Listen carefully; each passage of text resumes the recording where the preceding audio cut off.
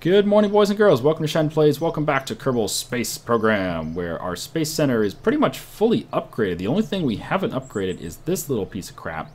The admin building, which is where you set policies and strategies. And I don't know, it's a crappy building. I don't even bother with it. Everything else is fully upgraded.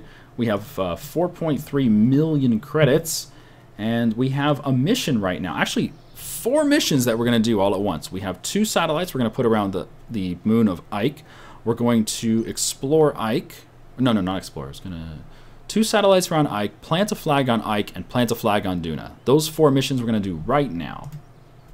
We got a craft ready to go. Just got to launch it, and it is the right time to do our burn for Duna. So essentially, we launch it, get orbit, and burn. Won't even have to fast forward the time. Well, that's not true. When we're traveling to Duna, we'll fast forward. Alright, load up the file, please. It is called the Ike Explorer with Duna Lander. Load. And I will explain everything about this craft as soon as we're in orbit. For now, just know that we have a mainsail surrounded by skippers, and that's how we're going to get to orbit. Everything's inside a fairing, nice and protected. Let's get our crew members, which will be... No Jeb. We don't need any pilots. We're going to go for 2 scientists. Sure, AQJ and Geely Bob, welcome abroad.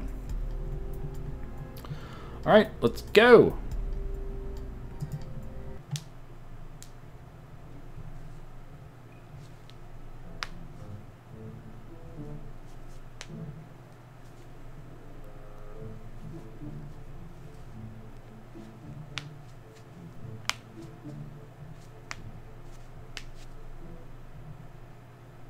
There we go. Yeah, for doing 4 missions on one trip, I love this. Even if everything goes wrong, I can at least say we tried to do 4 missions on one trip, right? Alright, launching in T-minus 5, 4, just go. Whee! Nice and slow launch, very good. So who do we have today? We have Geely Bob and AQJ_DK. They're both 1-star scientists, which means they get a little bit of bonus to their science. That's fine. Doesn't really matter. One of these 2, whichever one is in the lower command module, there's 2 command modules. Whichever one is in the lower command module will be returning to Kerbin with a whole buttload of science. We're going to get science from deep space, science from around Duna, science from far from Ike, close to Ike, and then landed on Ike. All that science is going to come back. And I don't think we've been to Ike before. We've put a station around Ike, but we've never actually been to Ike before. So this is going to be a lot of new science for us. And that's good, because we have like no science right now. We have 46 science. Anyway, stage separation. There we go.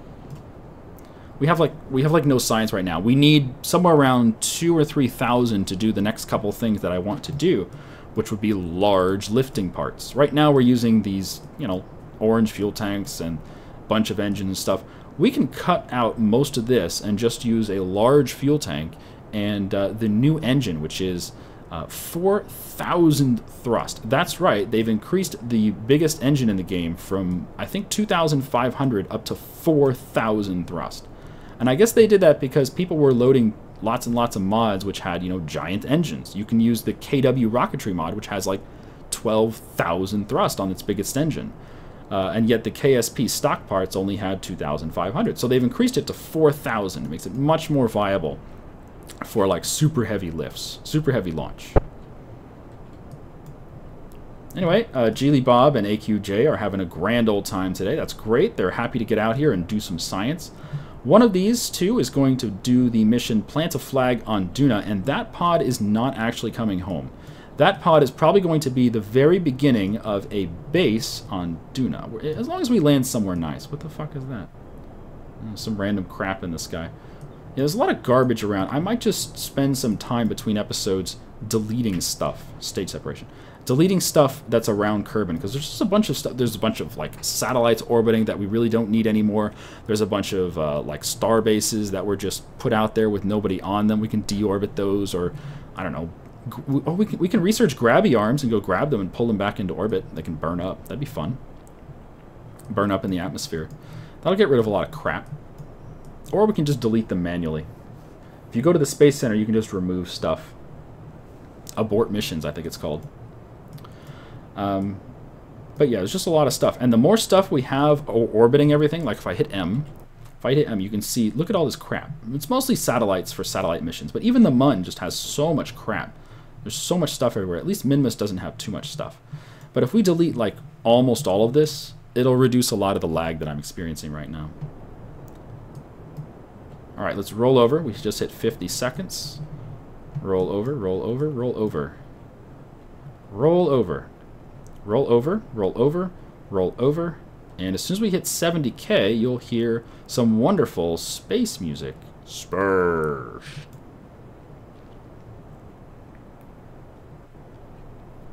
Spursh. It's kind of weird. There's no music down here at 50K. Like, why not? No love for the 50K, huh? I see how it is. But as soon as we get to orbit, I'll explain everything about our craft, which is headed to Duna.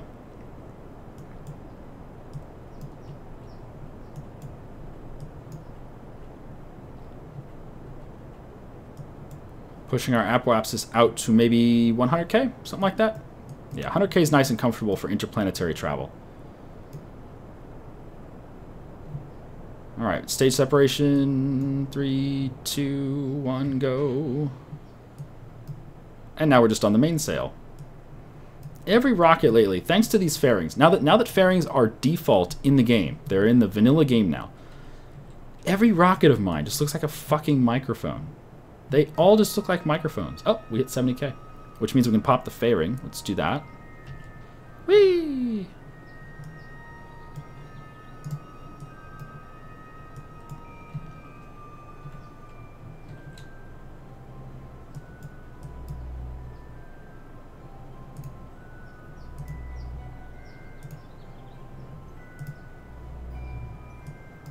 '93, '94, '95, '96, '97, '98, '99, 100. Okay, perfect. Let's go ahead and get Orbit-a-rooney. Orbit. I've come for orbit. And there's so much lag. I'm getting 11 frames per second because of all this crap out here in space. Ugh. Okay, there we go. So tell it to orient towards the target right over there. And we'll do a tiny little trick here to warp so that we don't rotate. Perfect. And the way that works is as long as you're not in an atmosphere, you just hit warp, just a tiny little bit, just the smallest warp, and it will lock your rotation. So you will no longer rotate. It's fantastic. It doesn't work if you are in an atmosphere. If you're in an atmosphere, you can't do it. So don't try. Okay, limit our thrust until I see a burn of about 40 seconds. There we go. Limit the gimbal too. Okay, that's fine. So then we can fast forward for the automatic pause from Kerbal Alarm Clock. I have Kerbal Alarm Clock set default to automatically pause 30 seconds before our burns. So as long as I set my burns to be 40 seconds long, then 30 seconds will stop it in time for me to start the burn at 20 seconds. And Z is full throttle, so at 21 seconds, we'll full throttle with Z. And X is zero throttle. It's easier than hitting Shift or Command.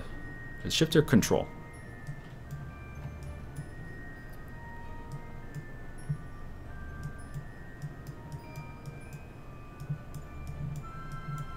Alright, let's get to orbit, and then I can explain this craft that we have here. Oh, there's orbit. We just got to push our parry up. Yep, just camera shift for orbit. Very good.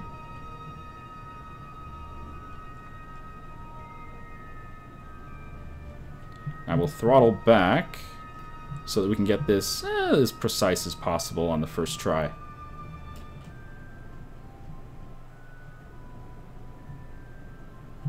Done. Okay, 102 by 98. It's not perfect, but it'll do. SAS off, and let's talk about what we have here today. I mean, the lifting mechanism is the same as we've been using for the past few episodes, so don't worry about that. Let's talk about the 4 missions that we have. The first mission is to plant a flag on Duna. So to plant a flag on Duna, we have a non-returning object inside of a fairing. Why a fairing inside of a fairing? Well, we put a fairing inside of a fairing so that this smaller fairing could travel through Duna's atmosphere and protect the contents inside. What's inside the fairing? Well, if we zoom in, can we see inside the fairing? Can we zoom in just a bit? Oh, come on. Okay, well, we can see a parachute, another parachute, another parachute. So 3 parachutes. A drogue parachute right there. That orange one is a drogue parachute. And I can't really zoom in very well. Okay, well, suffice to say, inside this small fairing here is a capsule. And either Geely Bob or AQJ is there. Okay, it looks like AQJ is going to be our Ike Kerbal. And Geely Bob, yeah, you can see the fairing right there. Geely Bob is going to be our Kerbal to stay on Duna for a while. Maybe indefinitely, I'm not sure. And there's nothing really in there other than, I believe it's 6 parachutes, 2 drogue parachutes, a heat shield, and the fairing. And that's it. So we're going to get on a trajectory to either impact Duna or, like, you know, slow down in the atmosphere and whatever. And we're going to decouple this particular piece of our craft when we're on that trajectory. So it will continue on that trajectory until it hits Duna's atmosphere, burn through it with the heat shield, separate the fairing, put the drogue chutes out, put the regular parachutes out, land on Duna. And that's it. That's all it has to do. She can hop out, plant a flag, everyone wins. The second part of our craft here is this piece, which is... Oh, can I zoom the camera over there? I can't. I can't zoom the camera over there. Okay, well, this piece here, between this blue decoupler and this blue decoupler, is a very small probe. It has 2 solar panels, 2 goo canisters, 2 thermometers, 2 antenna, and a small putt-putt engine. And that's it. There's nothing on it. It's got some batteries, antenna, solar panels, and then it has a goo canister and a thermometer. That is going to do both missions for satellites around Duna. And if we hit M, we can go to Duna, tab, tab, tab, tab, tab, tab, tab, tab, Duna, tab. Okay. So we can see the 2 missions, which are satellites around Ike. And they're actually not very different. Both of these missions, if you can see the little dots, it might be hard to see in the video, but it's easier to see from me live. If you see the little dots, they're all going in the same direction, which means the orbits are, what are they called? They're called prograde orbits. If they were going the other way, if they were going counterclockwise, they'd be retrograde orbits. Anyway, they're prograde orbits when we're looking from the top down. And that means that even though they're at different planes, we should be able to transfer between one orbit to the other and achieve both missions with one satellite. Now, it's important to note that if we already had a satellite, is that a satellite? Oh, it's a station. If we already had a satellite around Ike, and then we took another mission to put a satellite around Ike, we would not be able to use that pre-existing satellite for the new mission. The way the missions are worded is you have to have a new launch with an unmanned probe. So you have to launch a new one every time you get a mission.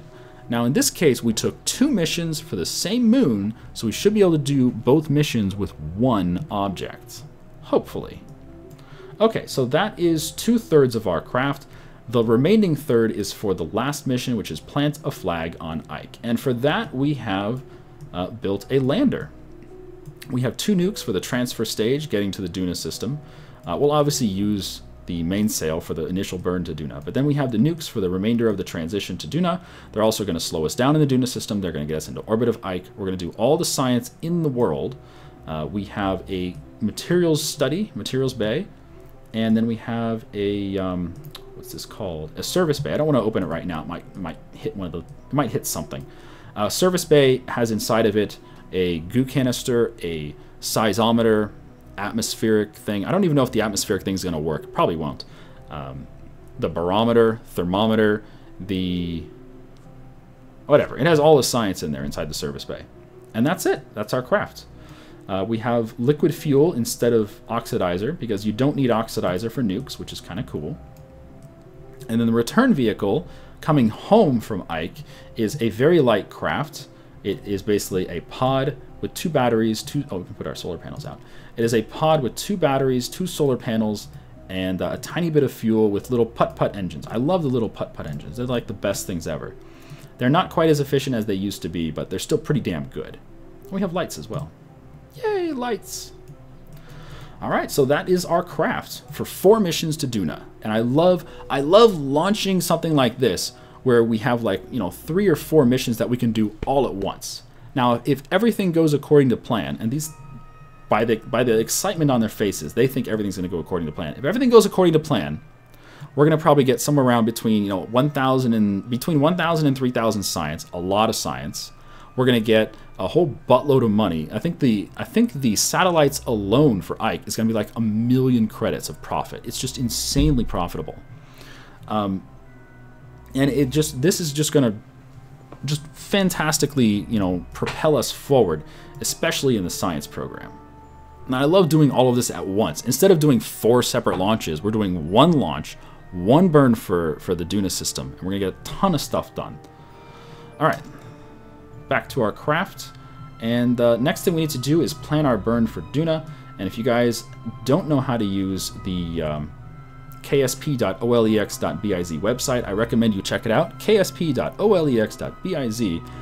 It's just a free website where you tell it what you want to do in the Kerbin system, and it shows you the calculations, and it shows you the angles for your burns. And this is probably the most important thing that are kind of difficult to figure out if you're new to the game, or if you're, if you're like me, if you're a bad player, then this stuff is really useful.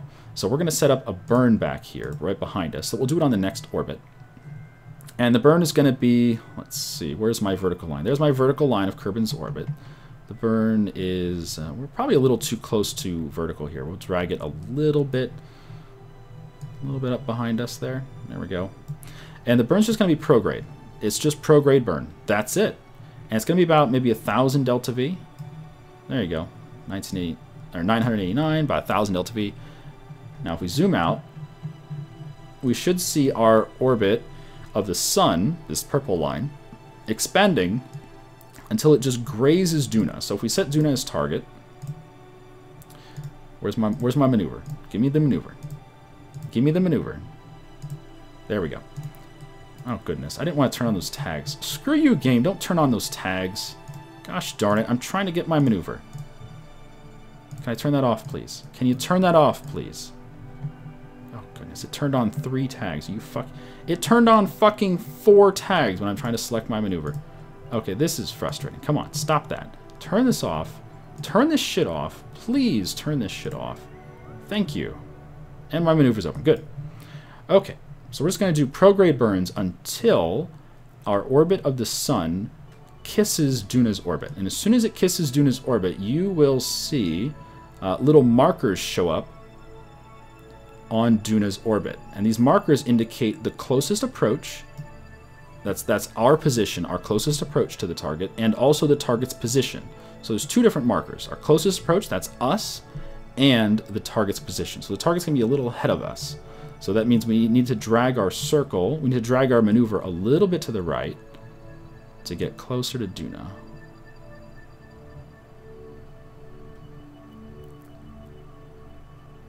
There we go. Now the markers are going to line up.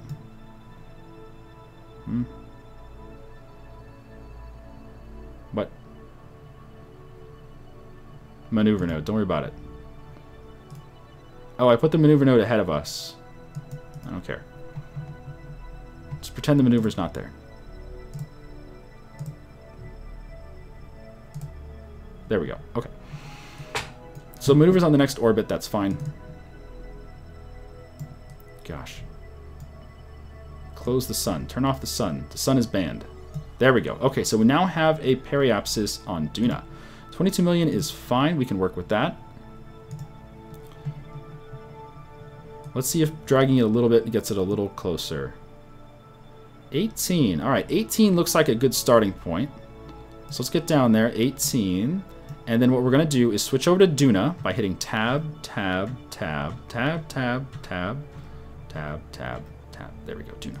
And now we can see that 18 visually in the Duna system, or in the Duna sphere of influence. So we can see we're like right above Duna. So if we, for instance, go a little bit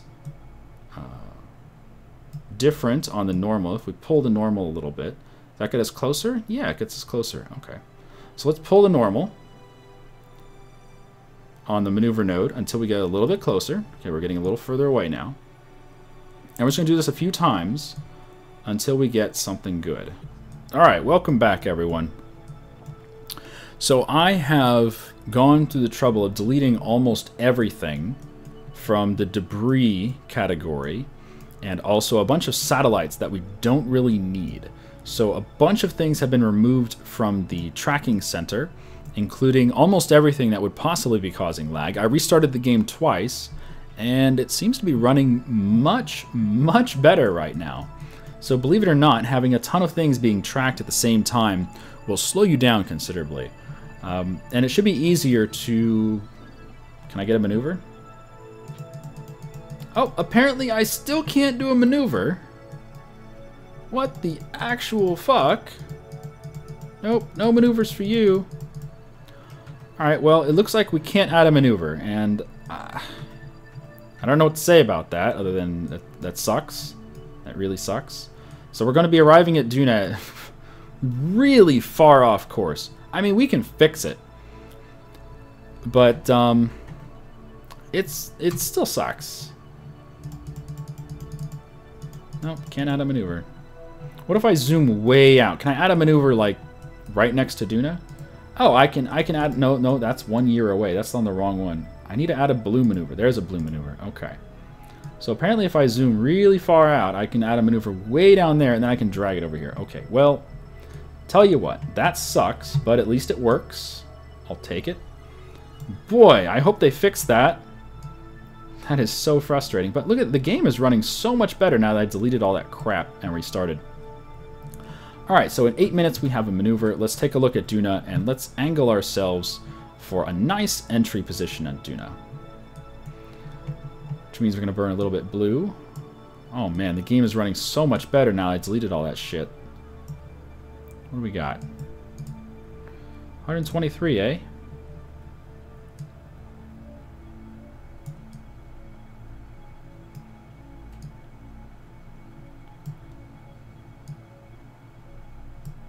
I'll take it. 40K, I'll take it. And then once we arrive there, we can adjust it a little bit. Perfect. Let's do this burn. It's a whopping 0.5 seconds burn, which means we're going to go at absolutely minimum thrust. It's only 2.2 meters per second. It is crazy simple. So let's just go very gently here on like absolute minimum.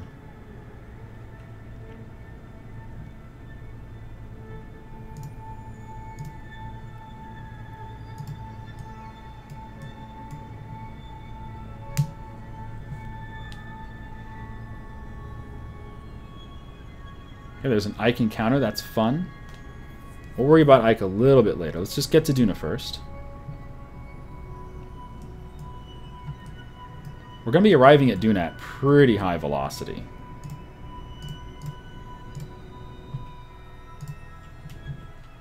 Alright, 57. I'll take it. And then we can adjust it once we arrive at Duna. So there we go. We've done it. It's so much easier now that we've restarted the game. You know what it is? There's A, all that stuff we were tracking was slowing us down, and B, the game probably has some memory leaks. I mean, the game just came out, so it probably has some memory leaks, and the longer you leave it running, the more laggy it will get. So restarting certainly helped for me. Alright, let's fast forward. In 273 days, we will encounter El Duna. I can't wait. Oh, man.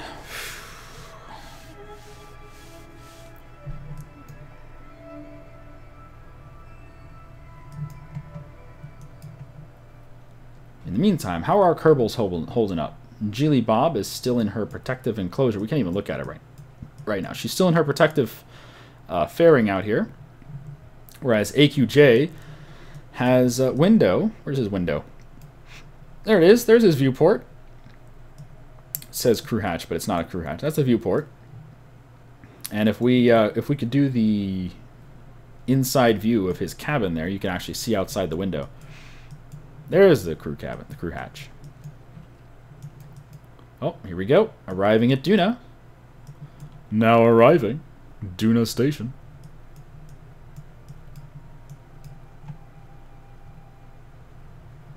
Okay, so at the sphere of influence change, Kerbal alarm clock is going to slow down and then pause the game 10 seconds before the sphere of influence change. That allows us to transition smoothly through the sphere of influence change. Now, if you ever fast forward through a sphere of influence change, it will wildly change the outcome of your transition into the next sphere of influence. So our 57.256 meter trajectory, or kilometer trajectory, will probably stay about the same if we don't touch any. There we go. What did we get? 57? Yeah. 57.160. So it was 100 meters different. So it's almost exactly the same because we didn't fast forward. If we had fast forwarded, it could have been thousands of meters off. That's the danger of fast forwarding. So I'm going to go ahead and hit F5 here. We're going to get save. And as we approach Duna, we're going to have to figure out what we want to do as far as separating our craft. And I think the initial plan is fine. The initial plan is to get on a trajectory for Duna where we just launch this thing, the fairing, with jebediah. Yeah, she's in the fairing. We're going to launch her at Duna, let the heat shield that she has handle the atmosphere, and then she can go into land. So we'll probably go for like a 12-kilometer trajectory for her, just launch her at Duna and let her have fun. And then the rest of the craft is not going to go through the atmosphere. We're just going to go use all this fuel we have to slow the hell down and get to Ike. All right, welcome everyone. Welcome, welcome, welcome. We are back in the lands of Duna. We picked up some science from the materials bay and the goo canister, and that's about all we can do out here, high over Duna. And it's about time to separate the lander to actually go land on Duna. So the plan is to separate the lander somewhere about now. Let's go ahead and do a little bit of a radial burn first. We're going to separate the lander somewhere about now so that the lander will go land on Duna. And we're going to burn just a little bit here, just a bit outside, 15, 16, and then we're going to turn the craft radial, or anti-radial, so that the lander will detach in the direction closer to Duna. When we separate these, the lander is going to be a little bit different on its approach than ours. Our approach is 16.4. Watch this when we separate the lander. There we go. Switch over to the lander with jebediah here. I'm going to rename the lander, of course. Rename the vessel. The Duna flag planter. That's all it needs to do is plant the flag. Now instead of 16.4, we're going to have 13.9. So it's going to be a little different because of the direction that we were facing when we decoupled it. So it has just that small ejection force is enough to alter the trajectory towards Duna. Okay, so jebediah, you're going to just enjoy your travel towards Duna, and we're going to switch back to the main craft here with AQJ. Knock that debris away. Get out of here, debris. Those are just the housings for the engine on our satellite, and also the housing for the heat shield. They both have a housing, and they're permanently stuck together while they travel off into space. Goodbye, debris. We don't need you anymore. Get out of here. Okay, so this craft is going to burn radial, and we're going to head out towards Ike. Actually, instead of heading out towards Ike, why don't we go through Duna's atmosphere and slow down? Save some fuel. Yeah, you know what? Well, no. We'll go for Ike. What am I talking about? We'll go for Ike. Full throttle. Go for Ike.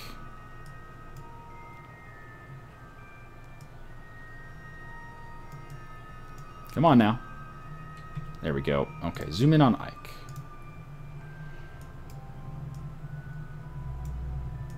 Okay, that looks pretty good.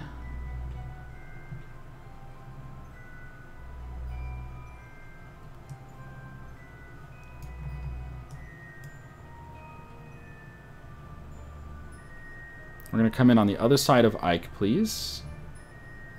There we go, like that. Yep, right about there. Good. And we will retro burn there.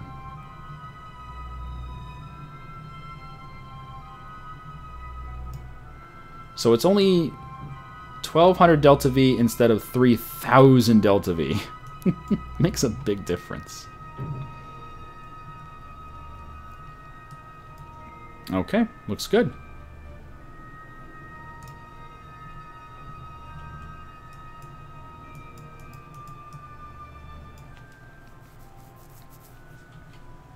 Switch over. Oh, there's nothing nearby. Okay, well, we can use this map to switch over. Switch over. Zoom in. Switch to. Now let's go ahead and add a maneuver here. Maneuver. And we're going to add a maneuver before we hit the Duna atmosphere. Now this is important because if we hit the atmosphere and we're not controlling this craft at the time, we don't have it selected, then we will actually just burn up and die. So let's not burn up and die. Now that would be bad. So we have a maneuver. Now we're going to switch back to the other craft. Please. Please, please, please, please, please. Bingo. Switch to. Right, we're going to slow down this craft right here. So we're going to burn retrograde. And the reason we're slowing down, hopefully this won't affect us too much on the approach of Ike. The reason we're slowing down this craft is so that we don't both arrive at the same time. This is my second attempt at approaching Duna here. The first attempt, let me tell you what happened, is you can see here the Duna flag planter is going to be entering Duna's atmosphere at about 1 day and 5 hours 40 minutes. And we have a burn to get orbit of Ike in 1 day, 5 hours, and 44 minutes. So it's only 5 minutes later that we need to do this burn. And the burn's going to take 5 minutes. So we need to start the burn 2 minutes and 30. So actually, yeah, it's going to be a bit different on this little counter here. The counter is wrong. And it's going to be a little sooner than that. And the problem is we have both events happening at just about the same time. So we need to be able to focus on the lander or else the lander dies. If we don't have the lander in focus, then it just vanishes. Even though it has a heat shield and a fairing and a bunch of parachutes, it doesn't matter, it just dies. And sorry, I hit the microphone there. The lander will just die if we're not watching it. So to make sure that we have time to land the lander, we're going to slow down out here so that we don't approach Ike at the same time. What happened last time was we focused on the lander, we landed on Duna, great, that's fantastic, but then we switched over to the Ike mission, the Ike lander, and we wound up, we were way beyond Ike. We were, let's see, can I switch? I can't switch view. Switch view. I can't switch view. Anyway, we wound up way beyond Ike, and just to slow down enough to get into orbit of Ike took about 3,000 delta V. Instead of like what you're seeing here, 1,247 to get orbit of Ike, it took 3,000 or more. And that burned up so much of our delta V that we weren't able to get home to Kerbin. It was just a huge discrepancy. Even though we have extra fuel on this craft, we have tons of extra fuel. Even though we have extra fuel, we wound up not having enough to get home. We were off by like 70 delta V on the final return. And that was purely because we weren't able to approach Ike efficiently. We wound up screwing up the approach of Ike because we had to focus on the lander. So this time around, we're going to slow down our approach of Ike so that we don't get there too soon. Let me close this burn, actually. I want to view Ike, please. There we go. So let's slow down and let's see what happens if we slow down. Does this change at all? Probably.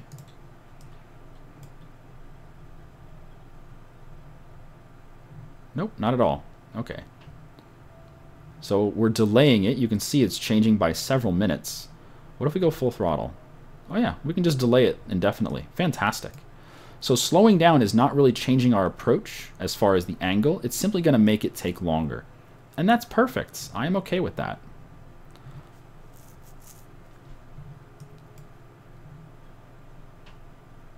Okay, now let's go anti-radial again. And just burn a little bit so we get in closer to the target trajectory. Because we want to wind up somewhere near these orbits here for the satellite decoupler. We want to decouple our satellite somewhere between these two purple lines.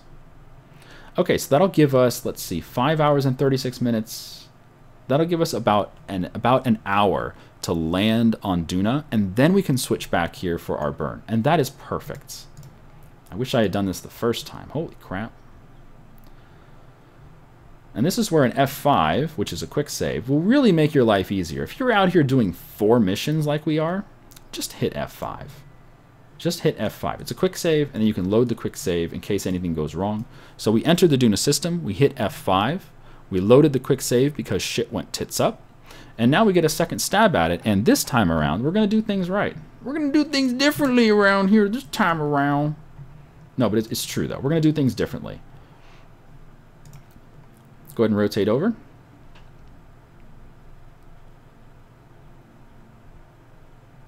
And let's switch to the lander. Oh, you know what I should do is I should change the time. The burn time here. Can I see my crap? Okay, the burn time here is 4.5 minutes. What if we lower the thrust to 10%? Okay, 10% thrust on each. The reason why we're doing this is because the nukes get very hot. And for a long burn, I would like the nukes to have all the time in the world. So we're going to give them a long time. And we can just do... No, I don't really want to do too much time acceleration. You know what? We'll go for full burn, and we'll see if we can just do the burn super quickly and just be done with it. And if we start getting too much heat damage or heat, we will lower the throttle. But we should be okay. So it's only a couple minutes of burn. Let's go ahead and set up our timer here. You can change the Kerbal alarm clock settings. You can just do it on the fly by clicking on any of these things. You can click on it and say, I want this one to be earlier or later or whatever. So this one I want it to be earlier. Instead of 30 seconds, as you can see, our half time on the burn is only 1 minute 23. Let's give ourselves 2 minutes. Not 20, 2 minutes and 0 seconds. That'll allow us to readjust so that we have time to start the burn.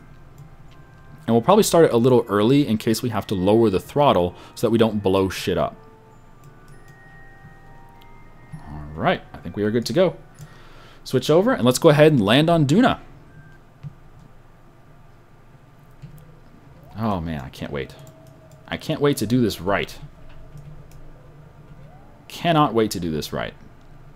See how much faster we're going to that one? So that one slowed down. We burned retrograde to slow down.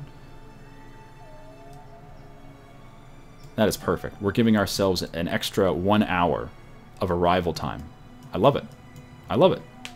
Such a simple fix too. I wish we had done it the first time around because I feel bad. Every time I load a quick save, I feel bad. But at the same time, it's like, I'm playing a video game. Why the fuck would I care? Isn't it weird? It's like, it doesn't matter. It's a video game.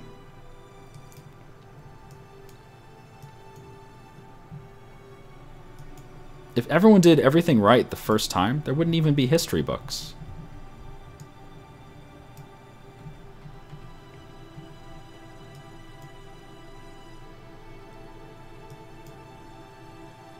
There you go. We still have 45 minutes until it's time for the other one. Perfect. Okay, delete the node. Close Kerbal alarm clock. And let's take a peek and see how we're doing. Oh, there's Duna. Hi, Duna. There's our heat shield. There's our fairing. We're at 50K. And we're in the atmosphere. Great. Jilly Bob is coming in for a nice soft landing.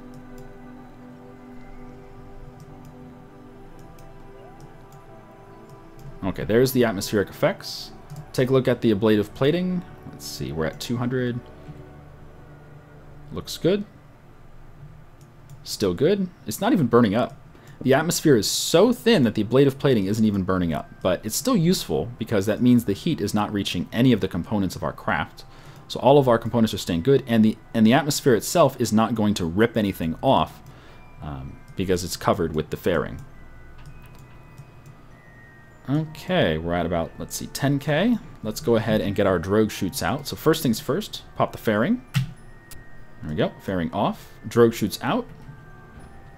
Fantastic. And the drogue chutes will slow us down significantly. You can see we're already going pretty slow, but we'll slow down even more thanks to the drogue chutes. Once we hit about maybe 200 meters per second, I will pop out the regular parachute. Maybe 150. Let ourselves get a little lower. And then remember, this altitude you see here on the altimeter is your altitude above sea level. And sea level is not ground level. So our actual altitude is going to be very different. If we check the altimeter inside, you can see we're at about, what, 900 meters or something? Something like that. Let's go ahead and get the other parachutes open. And they will slow us down even more. All parachutes have an amount of drag associated to them. As long as they're open, they'll have drag. But they'll have two different values for the drag. They'll have one value for drag when they're partially open. And what you see now is partially open parachutes. So their value for drag is very low. But it is enough to slow us down. So we're going 80 meters per second now. And then once they reach a certain altitude, for instance, these drogue chutes, if we right-click on them, you can see their altitude is going to be 2,500 meters. So when these red ones, the drogue chutes, open fully, we'll know that we're 2,500 meters above the ground. And their drag will increase. The other parachutes, the regular parachutes, have an altitude of 500 meters. So when these orange ones fully deploy, then you'll know that we're at 500. Okay, so there we go. We're at 2,000 meters, 2,500, so these have fully deployed, which means the ground is at about maybe 1 kilometer actual altitude. So when this altimeter reads, let's see, 1,500 meters, that's when the rest of the parachutes will fully deploy. So let's fast forward a little bit. Slow down and slow down. Okay. These should start opening right about now. There you go. And our velocity is very nice and gentle. We're going to have a really easy landing here. And the time for the next node, we're still 40 minutes before the next node. Perfect. So yeah, burning retrograde back there was just the best decision. Just fantastic.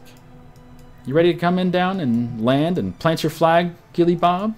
Gilly Bob, are you ready to plant your flag? Oh yeah, he's ready. She's ready. And there's no shadow because there's no sun right now. We're on the dark side, but that's okay. Oh, there's Ike up there. Nice.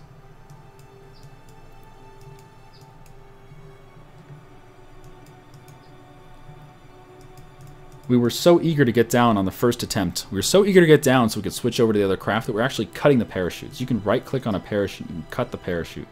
And we were doing that to almost all the parachutes just to get down faster. But it's not necessary this time because we're good. We made it. We did it, Reddit. We did it, Reddit. So if we open up our missions here, we can see we have this mission to plant a flag on Duna. We'll do that as soon as we stop rolling.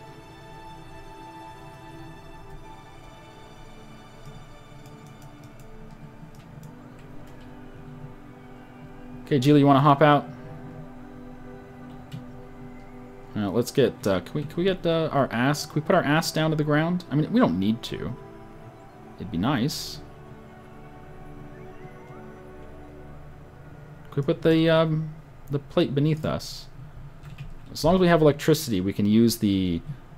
Oh, there we go. We got it. We got it. We got it. As long as we have electricity, we can use the pod's, whatever it's called, torque, to try to roll over. Oh, there we go. Is that going to do it? Is that going to do it? Nope, not quite. Gosh darn it. Geely Bob, do your work. Do your job. Come on, roll heat plate down, dude. You know what? Screw it. Screw it. That's good enough. Done. Perfect. Land like that. Nope. Just going to keep rolling. Oh, crap. Since Geely's not a pilot, that we can't use SAS. That's very unfortunate. Just stop right there. Stop right there. Okay, good. Good enough. Good enough? Nope, not good enough. God damn it, Geely. Just stop. Stop. Like there. Stop. Nope.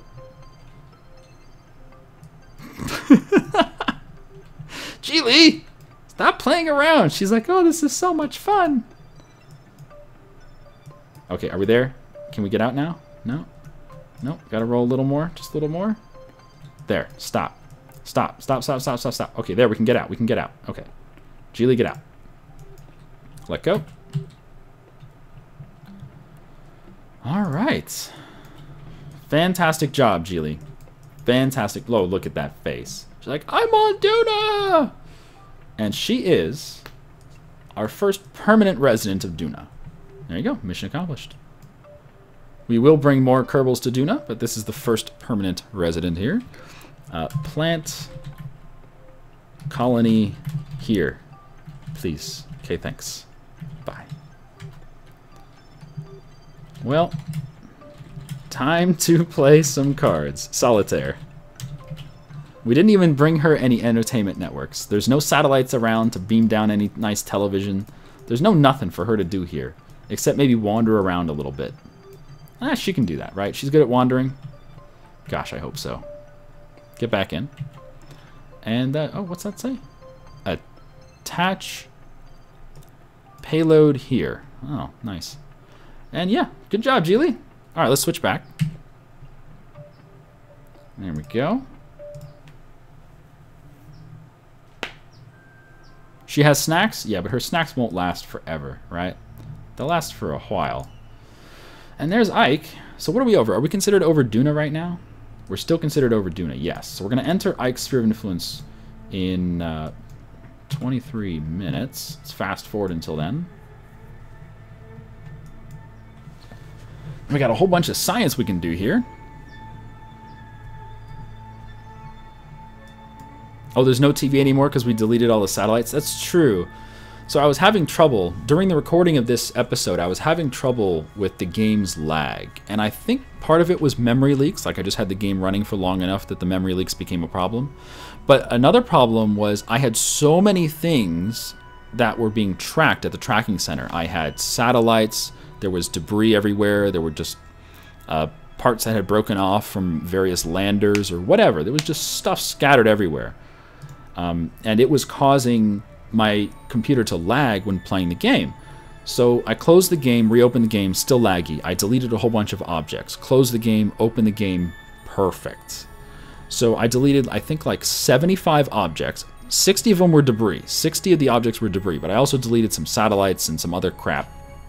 Just, you know, stuff that was for like a one mission thing. And closing and reopening the game made a big difference too. So here we are with closing and reopening and deleting a bunch of stuff, and the game is running like a champ. Instead of 11 frames per second, I'm getting 30, which is pretty good. All right, let's do some high over Ike science. How do you feel about that, AQJ? He's like, yeah, man, I want to do some high over Ike science. Materials Bay, what we got? 27 science, sounds good. Crew report, I think we already have the crew report. Nope, we don't have the crew report. There you go, I'll take it. Seismometer won't work. Will you stop freaking out, please? There you go. Gravioli detector. 9.1 science. Not very good, huh? What about the goo canister? 11.5 science, okay. You only get partial credit for doing it a second time. And for some objects, you get no credit for doing a second time. So, you know, keep that in mind. Turn off Kerbal Engineer for now. It's in the way. Get some pressure readings. There's nothing. So there's one where you don't get any extra science because we've already done a pressure reading here. So we just don't get anything out of it. Temperature data, nothing. All right. That's okay. And the reason why we're not getting some science for that is because we've already been here. On a different mission, we came here and we took some readings as we flew by Ike. But this mission, we're actually going to get some really good hardcore readings. Hardcore. Let go. Let's go pick up our science. Pick it up. Yeah, the reason why the service canister is jiggling is because the doors are opening into these other parts of the craft.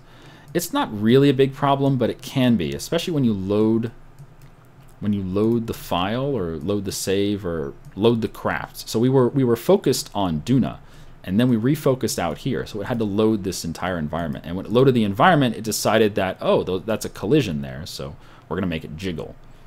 This game loves to jiggle.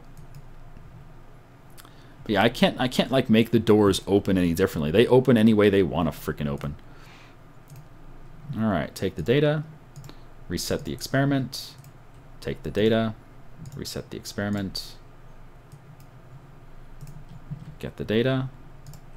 And I think that's all we can do. I can't take that. I can't do an atmospheric analysis. Can't do the seismic analysis. Can't do any of that crap. There's no atmosphere, and we're not landed yet, so we can't do any of that stuff. And I don't think there was any barometer data, and there was no temperature data. Okay, so that's all we can do. What about EVA reports? 40 science. Oh, nice. High over Ike. Now, every celestial body in the game now has their own biomes. So even Ike has biomes. And if we wanted to, we could get into a polar orbit and do a whole bunch of science over Ike. We might do that, just for shits and giggles, assuming we have extra delta V, and we should. We can do a polar orbit and just do a whole bunch of science over Ike. We'll probably do that. Similar to what we did on Minmus, right? All right, the craft looks good. Let's get back in.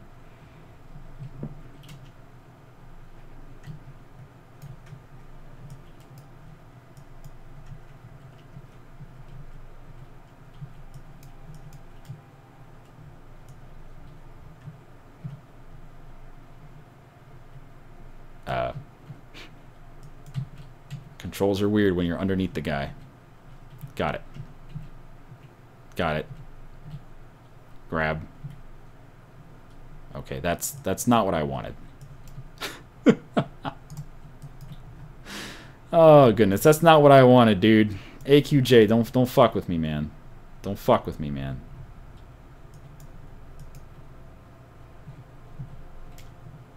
We're gonna go very gently, okay? Can we get in there? Our helmet touched it and it bounced us. Grab. Grab. Nope. Okay, apparently grabbing is verboten.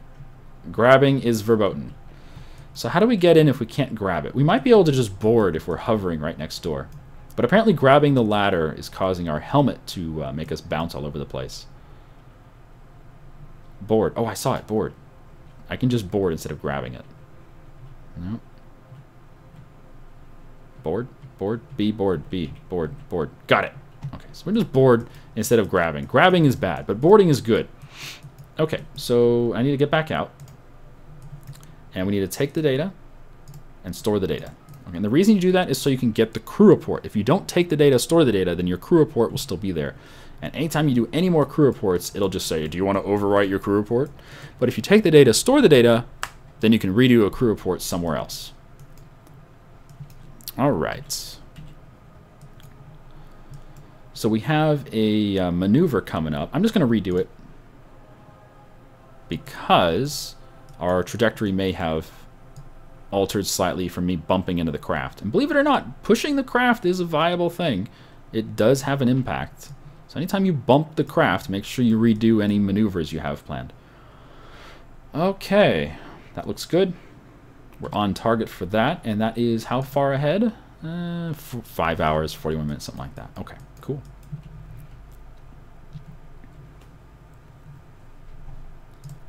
And the plan up here is to detach the probe and let the probe go do its own thing. And then we're going to shorten our burn. Full throttle. Oh shoot, this was the 2-minute burn. Uh-oh. I screwed up. This was the 2-minute burn. Ah, whatever, we're fine. I really screwed that up though. Because the default setting for Kerbal alarm clock is 30 seconds before a node. Or at least that's the default setting I gave it. And I had specifically given it an earlier burn time or an earlier pause time for the for this particular burn because it was going to be a really long burn. It's a 3-minute burn. And here I am, I ballsed it up. We should still be okay, but I really did fuck it up. We'll be fine. So we're burning about a minute later than we should be, which means our orbit's going to be messed up. But it'll still be okay. I think. Yeah, it'll be fine. It'll be fine.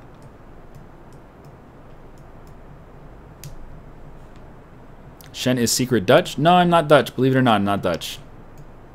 Hard to believe, I know, but it's true. I'm not Dutch. I am, in fact, Irish-German.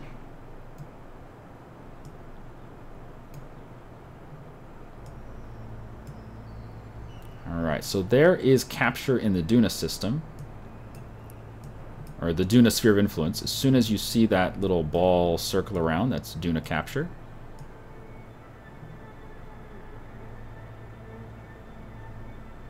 There we go, duna capture, done. Now we're waiting for Ike capture, which won't be too long.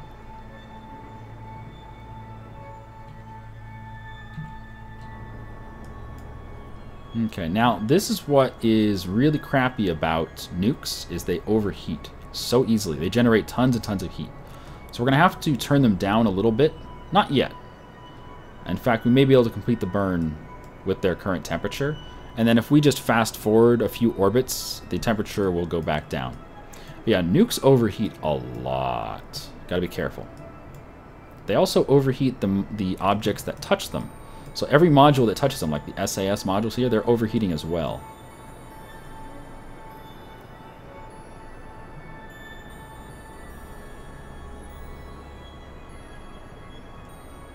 But we're almost done with the burn, so I'll probably just finish it.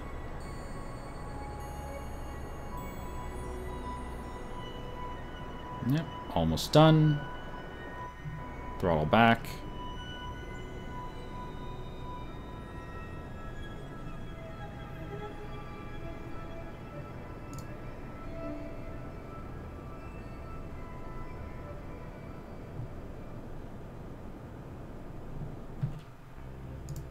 Okay, so what did we get? We got an orbit. That's fine. So we can just fast forward a few orbits, but let's go ahead and detach the satellite. So, no, not there. This thing, yes. All right, switch over to the satellite. Let's get our solar panels out before we forget. And this thing is out here to do 2 missions for us. It's going to do 2 different satellite orbits. It has the let's get our antenna out. It has the thermometer and the goo canister, which is what we need. Different missions require different stuff on the satellites, and this mission requires a thermometer, and another one requires the goo canister. So we're going to do both of these while we're here. It's very easy. We have tons and tons of fuel left, so I'm not too concerned about it. But we do need to plan them, of course. But at least we're in pretty much the right orbit. I mean, we're orbiting the right body in the correct direction, and we have tons of fuel. I mean, this entire craft weighs, I don't know, a ton, a little less than a ton. I think it's a little less than a ton. And we have lots of fuel with a pretty efficient engine. We should be fine. So what we need to do is head over to a descending node or an ascending node, whatever, one of these nodes, and we can correct our plane. So we're going to need to correct our plane before we correct our orbit. Let's correct our plane.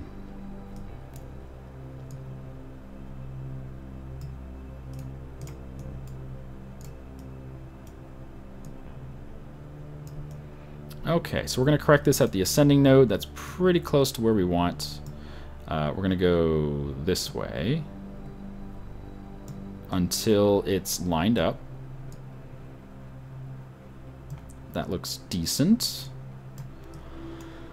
Okay, and that's going to really screw up our orbit, so we can go retrograde a bit, try to fix our orbit.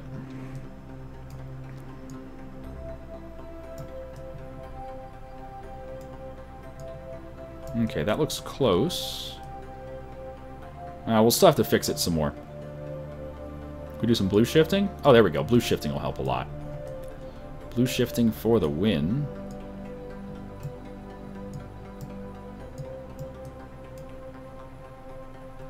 Alright, that's pretty close. Let's go ahead and do that burn.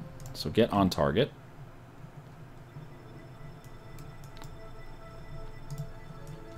And it'll be... We're just going to let the other craft orbit. The Ike lander... Oh, we need to rename this thing, huh? Rename vessel. This is not the Ike lander. This is the Ike Emergency Television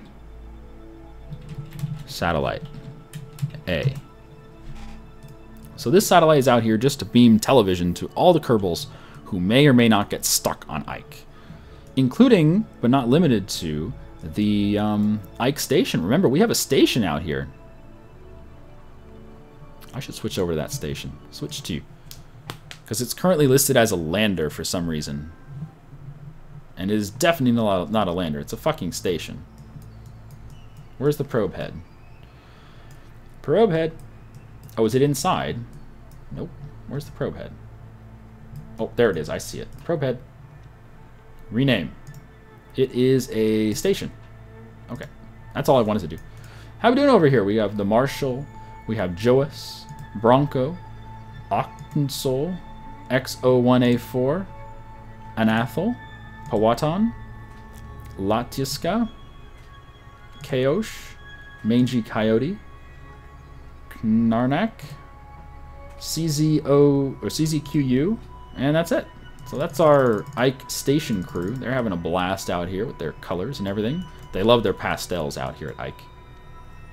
So if these guys were to get bored, we're going to be beaming them some excellent television content. No, not the Duna lander. Give me the other one. Nope, not the Duna lander. Give me the other one. Nope. Not the Duna lander. Give me the other one. There we go. Emergency television sat. That's the one.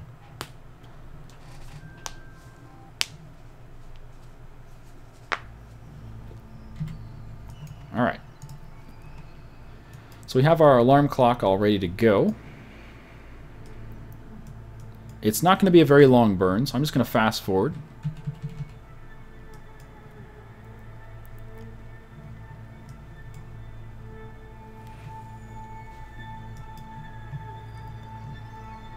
And the alarm clock will stop us 30 seconds before the node. We don't know how long the burn is because we don't have Kerbal Engineer, but I assume it's going to be a very, very, very short burn.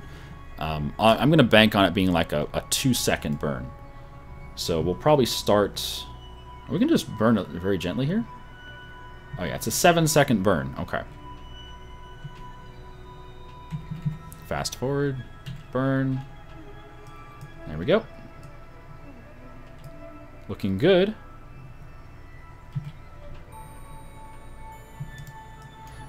Okay. I'll keep this up here so we can keep track of whether or not we complete the mission. One of them will get a green check mark at some point.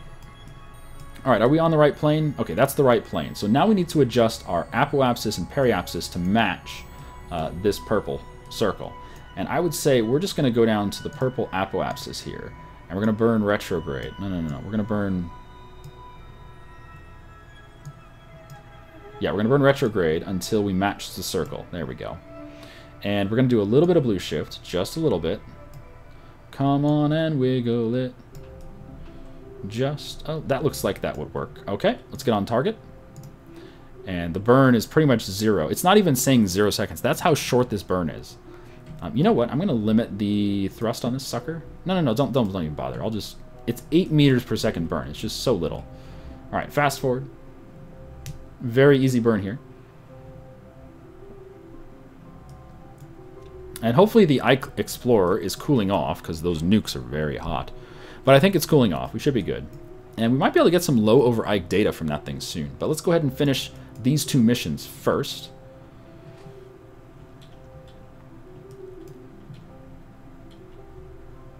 Alright, give me a check mark. Give me a check mark. Give me a check mark. It's either this one or that one.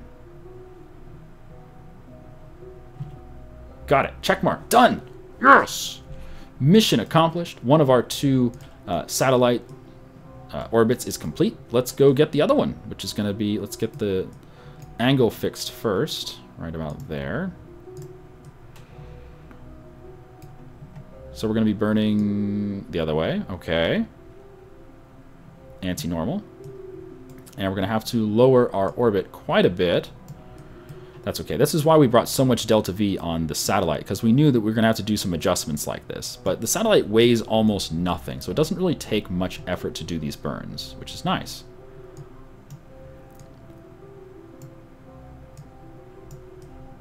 Alright, let's just do that. Let's get on the correct plane, and then we'll adjust our orbit from where we cross. So set at target. And it's a 4-second burn at full thrust. That's fine.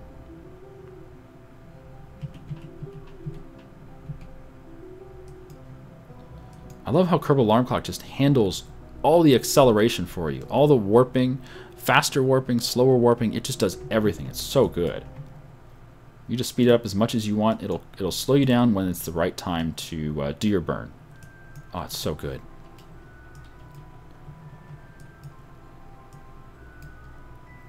Yeah, you can do it with the same satellite. As long as you launched it after you took the mission, you can complete as many missions as you want with the same craft.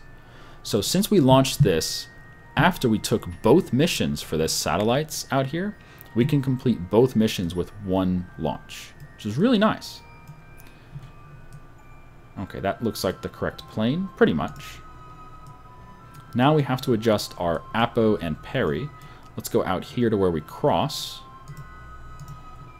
And we're going to do some little bit of retro, and then we're going to do some blue shift the other way.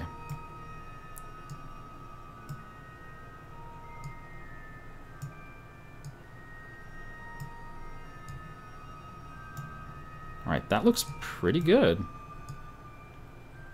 I'm going to say that's... There we go. There it is. Okay, so that'll complete the other one. It's only 43 delta V. We have, like, I don't know. I think we brought about 1,000 extra delta V. I mean, look at all this. We have so much extra fuel. But I didn't need this giant fuel. In other words, I could have taken a much smaller fuel tank. We would have been fine. But you know what? Better safe than sorry. We wound up bringing more than enough fuel, which is typically good. It means if you screw up, I am extremely good at screwing up, so don't feel bad if you screw up in this game. I do it all the time. But bringing extra fuel means it's not so big of a deal. It doesn't bother you so much.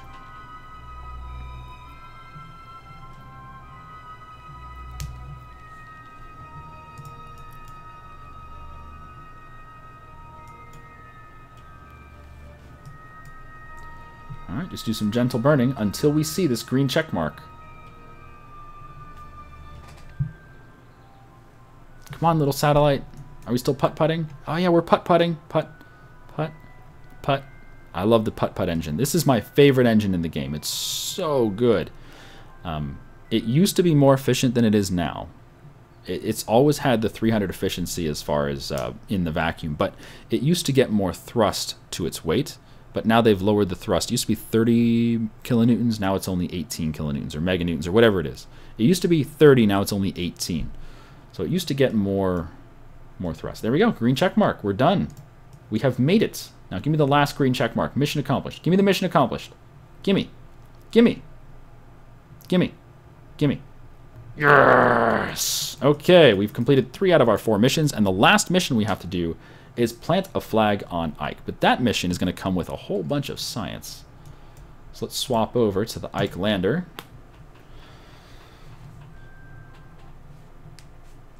Okay, we're still overheating. That's not good. Let's just fast forward until the heat goes away. There we go. Heat's gone. Yeah, typically the best way to get rid of heat is just fast forward. The heat will go away. I don't know why it doesn't go away. If we're not focused on it, the heat stays there. But as soon as we focus on it and then fast forward, heat's gone. It's gone. I don't know why. Anyway, we already have high over Ike data, so now we need to get low over Ike data. So let's go ahead and burn until our let's burn retrograde until our periapsis comes down to, I don't know, let's say 10K as a good parry. So burn. We'll swoop in at 10K, we'll get orbit somewhere around there, and we'll do some low over Ike readings. Okay, 17K, something like that's fine.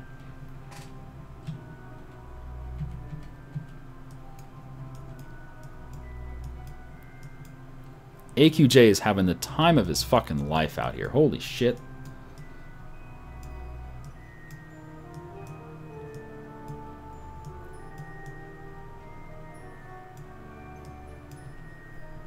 Alright.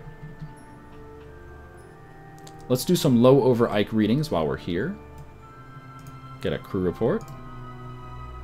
There appears to be some steep rocky slopes. The higher areas are lighter in color, and the lowlands appear to be very dark gray. Ooh, okay. So, if we want to land somewhere relatively flat, go for the lowlands, I guess. Unless the highlands are like mesas. Maybe the highlands are like mesas. Anyway, that's the crew report. Let's get... Science Junior, Materials Bay. Great, 175 science. Let's get everything from inside here. Okay, we can't do the atmospheric analyzer because there's no atmosphere. We can do the barometer though, 84 science. Thermometer, please. 56 science, very good. What about the goo canister? 70 science. Goo feels right at home here, of course it does. What about the... Oh, we can't do the seismometer. We can do the gravioli detector, though. 140 science, nice. Let's hop out. We're going to do an EVA report. EVA report, 56 science, very good. You notice it said we got science from over Ike's Midlands, which means we have biomes here. And yes, we do actually have biomes here. Okay, take the data, store the data. We do actually have biomes at Ike, which means we could potentially orbit, and just get tons and tons of data. If we're going to do that, though, let's see, we'd probably do that here at the periapsis. Let's go up like this.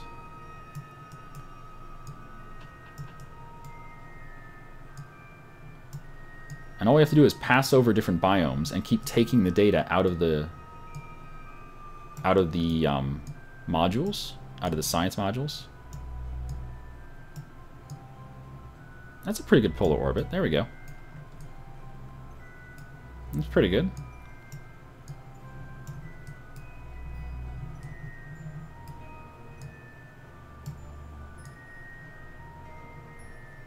There we go. Let's do that.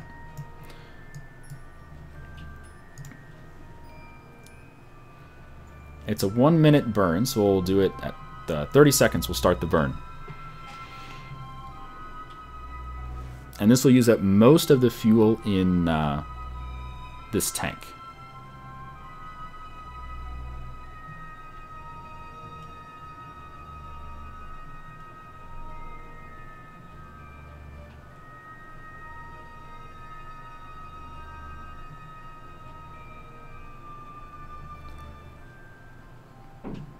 Go.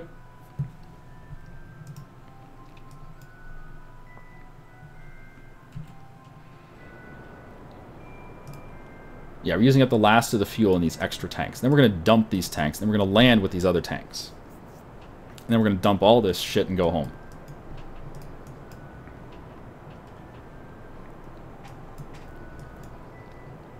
And we'll probably switch over to the biomes map. We'll do a few orbits. Get some nice biomes.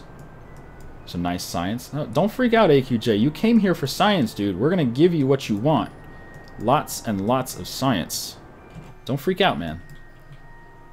Oh, he's freaking out because he currently has a crashing trajectory into the moon. That's not good. I can understand his panic.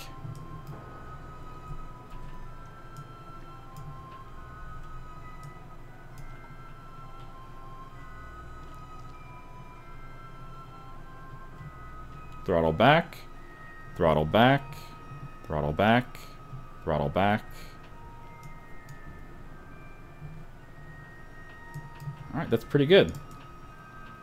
Pretty much polar. Yeah, so we should be able to get all the science in the world from, or all the science on the moon.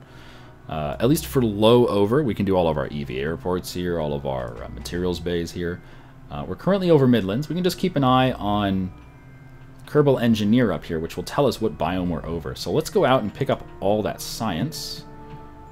Dun, dun, dun, dun. Dun, dun, dun, dun, dun. Okay, it's not close enough. Get me closer. Get me closer. There we go. Collect data. Reset the data. Okay.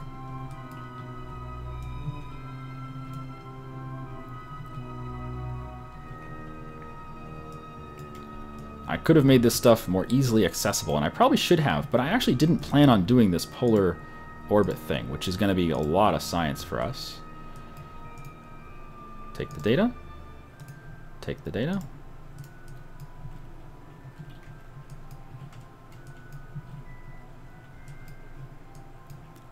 Oh, AQJ. Did you know you're going to be out here having this much fun? He's like, I didn't know I'd have this much fun. Oh, yeah.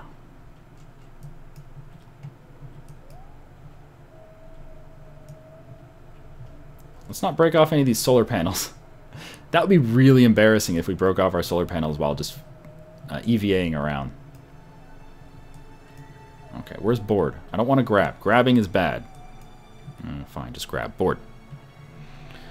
Okay, so when this changes from Midlands, and if we go to the map, we can go Alt F12 and biomes. There we go. So Midlands is this purple stuff.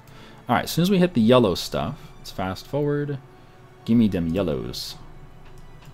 We'll get out and do some more science. There we go. So we're now over the lowlands. Turn off Alt F12. Let's get some crew report. Great. Oh, apparently the crew report is the same. Space near Ike. Okay, that's unfortunate. What about the materials study? Space near Ike. Apparently it's the same crap. I thought that was the... okay, so it's just the EVAs that's different? Let's see. Space near Ike. Okay, it's all the same crap. Goo canister? It's the same crap. Okay, so apparently the only thing that changes is the EVA report. So let's get our EVA report. Okay. Good to know. Good to know. That means we don't have to sit around and do all the different science. So let's switch back here. We'll wait till we're over the orange stuff. There we go.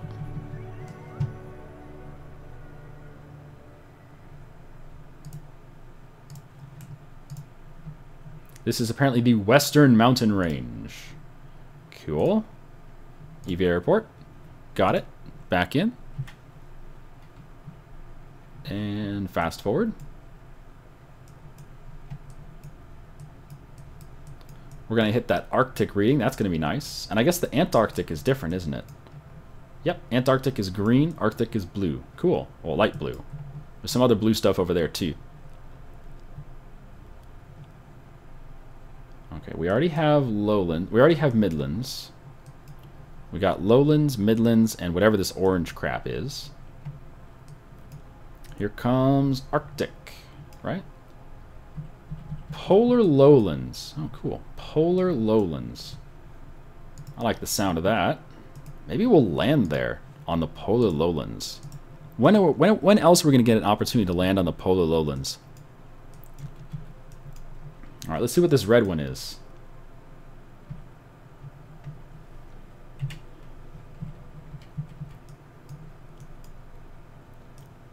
Midlands again. Okay, what's the red one? Eastern Mountain Range. Okay, this is the Eastern Mountain Range. You ready?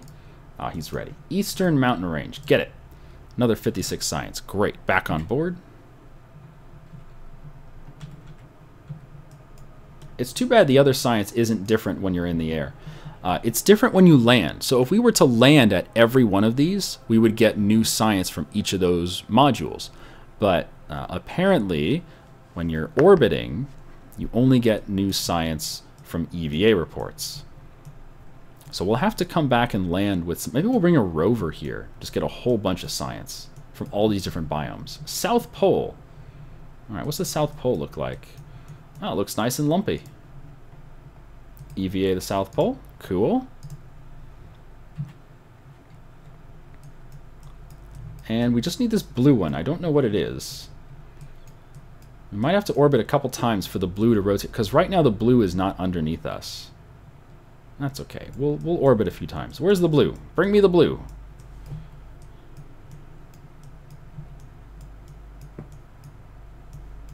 Yeah, this is going to have to rotate under us. So I think what we're going to do is go back to the Space Center, and we will fast forward time until the blue rotates under us. We'll get that data, and then we'll go land.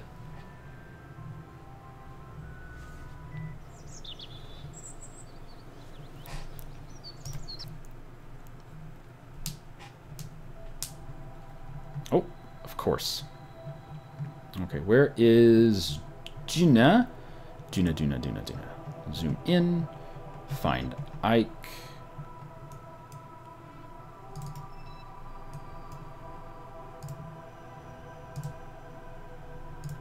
There we go. Ike Explorer. Okay, so we can fast forward, just watch this until...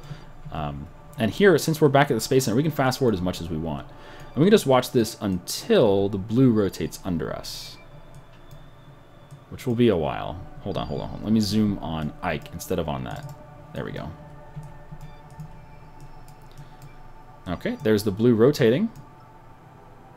It's way better than waiting inside the pod, isn't it? Okay, there we go. That looks good. Let's do that. Switch to it. Fly it. Let's get our data and let's go land. Yeah, we got the light blue. The light blue is the North Pole. We got it. It's called the Polar Lowlands. In fact, we might land there just for shits and giggles. Okay, AQJ, hop on out. Get your data. This is the Ike's Central Mountain Range. Cool. Get back in. And we're probably just going to come in and land, really. Let's say we want to land... Oh, let me turn off the biome data. Well, no, we'll keep the biome data up. Let's say we want to land... maybe we'll land on the South Pole. South Pole's got lots of room to land. Yeah, okay. North Pole, not so much room, but the South Pole, lots of room.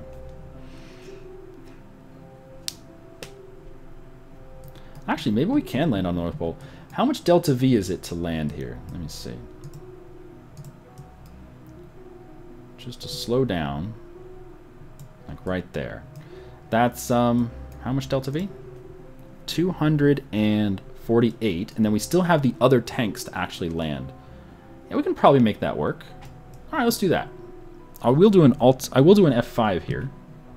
There we go. Get a quick save. So just in case we screwed up, balls it up. Just in case we balls it up. Should be good to go. Alright, turn off the biomes. What stinks about this is up here there won't really be much sunlight. In fact, there may not be any sunlight at all, depending on how we land. It might be behind a hill or something. But we do have 200 juice in the batteries, which is probably more than enough to land, get our science, and then leave. Probably turn the lights off, though, just so we don't run out of juice. Okay, it's a very short burn, only 27 seconds. Fast forward.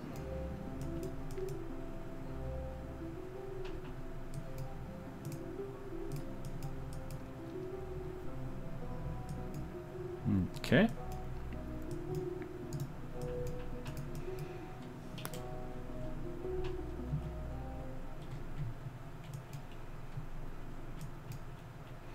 So we're going to start the burn at about 14 seconds. There we go. And we'll almost use up all of our fuel from this tank. In fact, we'll probably just use up whatever's in these tanks because they're about to drain, and then we can just detach them and then we'll land without them.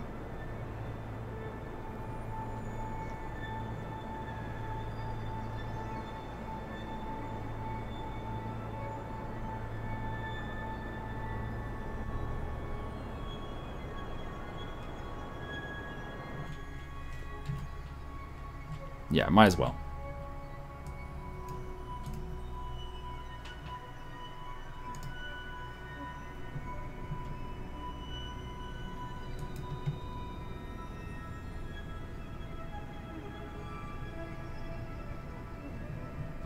Okay, they're done.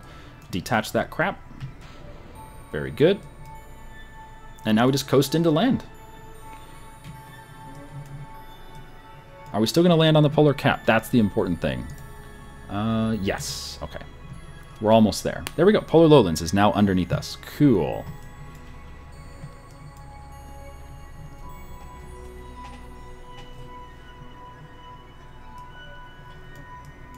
So now we just have these two fuel tanks, which each have 150. That should be enough to get us down safely.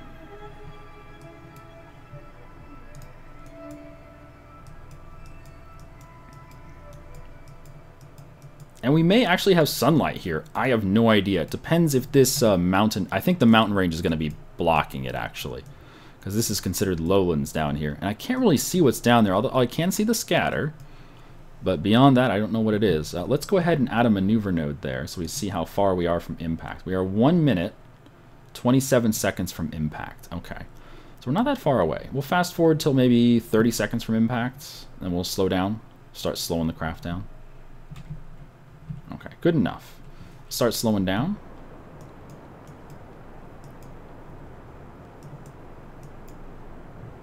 We're currently 4,500 meters above the surface, so we don't need to worry too much about our velocity. It's not that big of a deal. We're about to lose sunlight, so we'll probably have to turn the lights off, unfortunately. Actually, do the nukes generate electricity? They probably generate electricity. What am I talking about? Okay, passing 3,000 meters.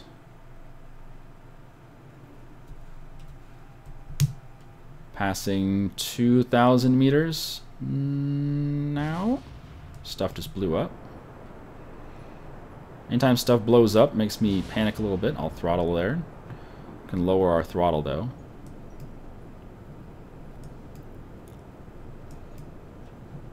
Looks like the nukes are charging us, which is cool. Passing 1,000 meters, passing 900. And we are on a bit of a slope. Even though it calls it the polar lowlands, it's apparently very slopey. Slope too steep. Passing 700 meters. We'll just come in nice and gently. There's no reason to take this quickly or anything. We don't need to worry about a suicide burn. We have lots of fuel. Just take it down easily. Got some heat warnings, but we should be okay. Passing 450 meters. Passing 400. Passing 350. Passing 300 now. Passing 250.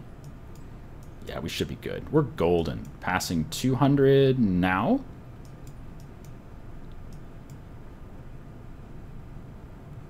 Passing 150.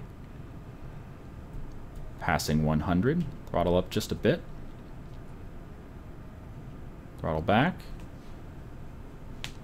Passing 70. Yeah, this is just very gentle. Passing 50 meters. Passing 40 meters. Passing 30 meters. 25. 20. Oh, AQJ can't fucking wait. 15 meters. 10 meters. And we're pretty much down.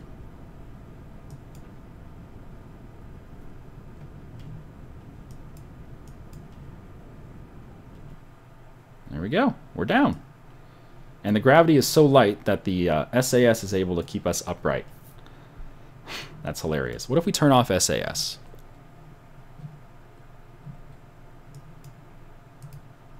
We lock the suspension here. Yeah, lock the suspension. Lock the suspension. Therefore, it won't tip over anymore. Okay, SAS is off. And let's turn off the lights as well. Alright, it's kind of dark, but the glow of the engines... Actually, do we still have sunlight? No, that's not sunlight. So we're not actually charging right now. That's too bad. Actually, it says it does have sun exposure. Maybe we can keep the lights on?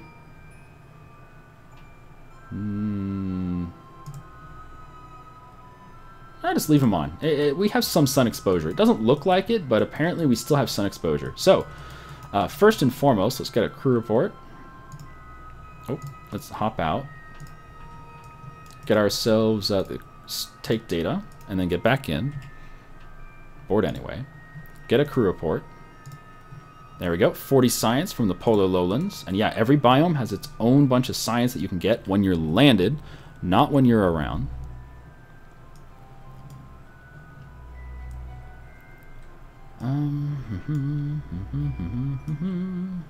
Yeah, so it looks like we can power the lights with whatever sun we have right now, which is great. Go ahead and get an EVA report while flying just above the polar lowlands. And yes, flying data is different than landed data. Okay, take the data, store the data. Anyway, okay. Let go. And now we need to pick up all of the science from, this is from near Ike data, and then we're going to have to get science from landed here.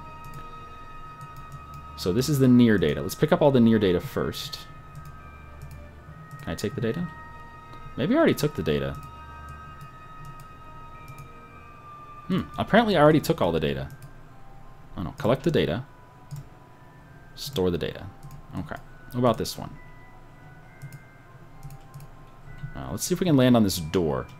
I didn't really include a ladder. I should have included a ladder. I didn't include a ladder, so getting the science out of this mystery goo, or not the mystery, getting the science out of the Science Junior is going to be a little bit tough, but we can do it. We can do it. Just got to land on the door. There we go. Got it. No, no, no. Too far away. No, no, no. Land on the door. Land on the door. Oh, let's land on the... Let's go to the other door. Let's go to this door. Ah, such a hassle. They need to make this easier. You shouldn't have to be like an inch from your face to get the data, because it makes it quite complicated sometimes. Still not close enough. Got it. Now restore. Got it. Okay. Go to the other side, make sure we have all the data, and then we will close everything back up and do new science. Oh, wow. Look at fucking Duna. That looks amazing. It's a Duna rise. Okay, take the data. We already have that. Okay, so everything is done. So everything is ready to go. Let's go ahead and get our surface sample. The white soil has a powdery texture and clumps together. 240 science. Love it. EVA report from the surface. Nice. All right, let's get back in. Don't knock off the solar panels, please. That would be quite embarrassing. After all we've been through, just knock off the fucking solar panels? Like, yeah, who needs to go home? Who needs to go home, right? Okay.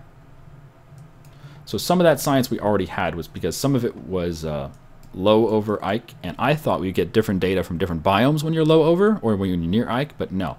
You only get the different data when you are landed. Okay, so now that we have all the science from low over Ike, let's get all the science from landed on Ike.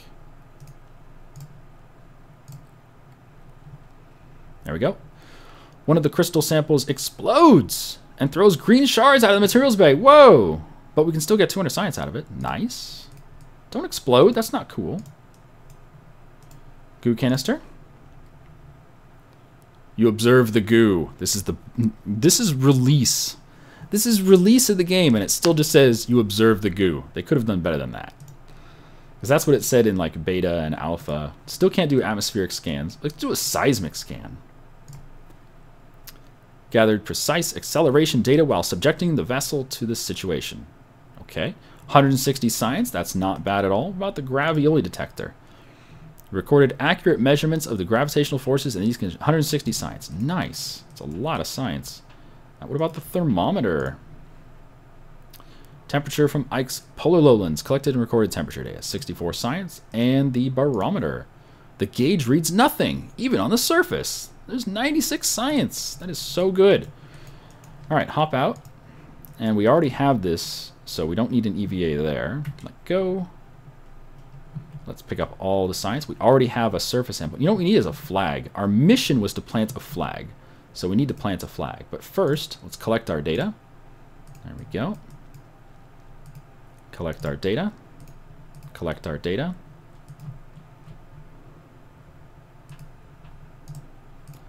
And the goo canister, please.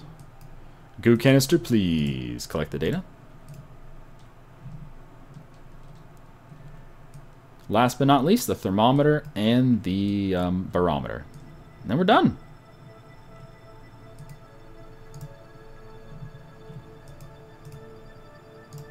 There we go. Let's go plant our flag. Let's find a nice place to plant the flag.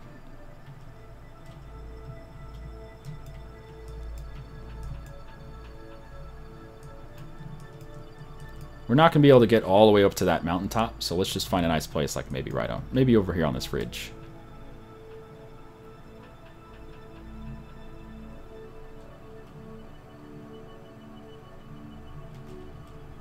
No, we're not going to make it to the ridge. It's pretty far away. It doesn't look that far, but it is the horizon.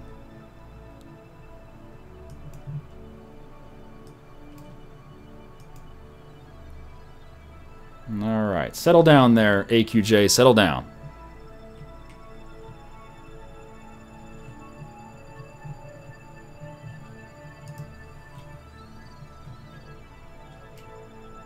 Yeah, try not to explode, okay?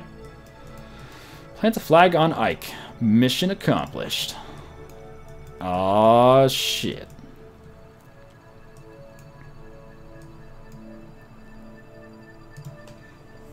First to the pole. Take that, Jeb.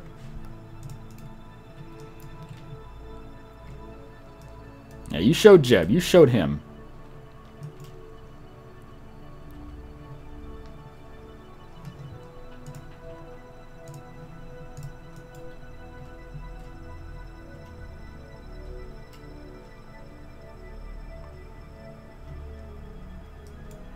There's not a nice scenic picture here. Look at this. This is apparently a giant crater on the North Pole of Ike. Pretty fantastic. The view is amazing. It'd be better if the sun was up, but, you know, anytime you're near the pole, anytime you're near the poles, the sun doesn't really come up for very long. In fact, there can be entire months where the sun doesn't come up at all. It's kind of creepy.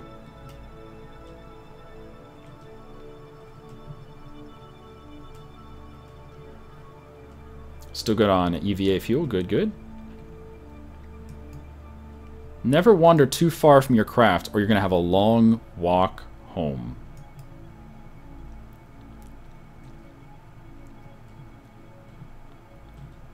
At least this wasn't too far to go. We only went 1 kilometer away.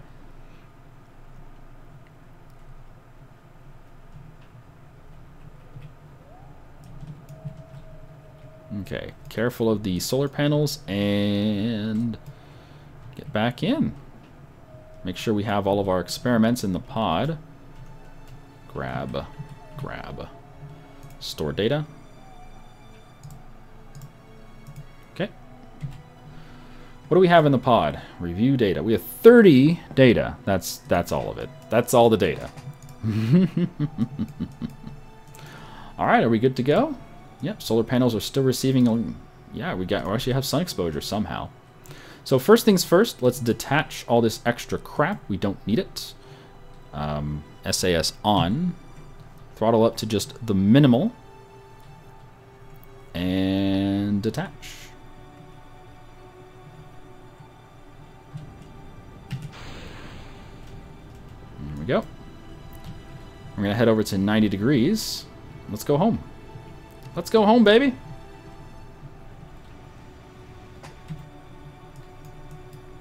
Let's go home. Now, it's going to take a while to go. Look at that giant crater. Wow. It's going to take a while to go home because we have to wait for the right window to burn from duna to kerbin. And we can set that up here in the Kerbal alarm clock. Just the same way we burned from kerbin to duna, except in reverse.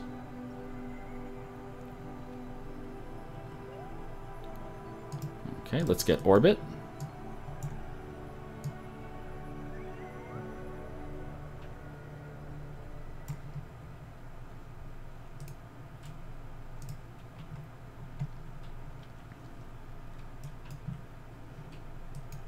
Oh, look at that beautiful sun. If only we could ditch these lander legs, but I didn't make them detachable. I really should have.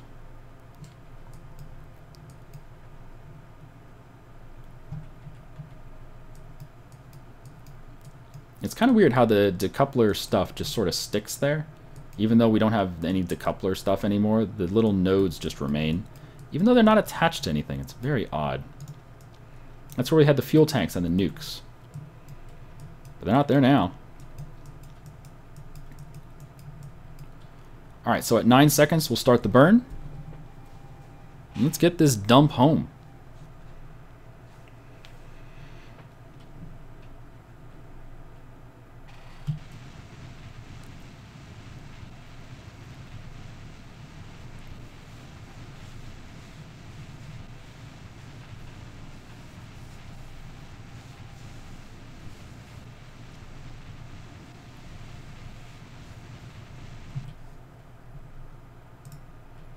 Okay, there's orbit of Ike. And let's go ahead and get orbit of Duna.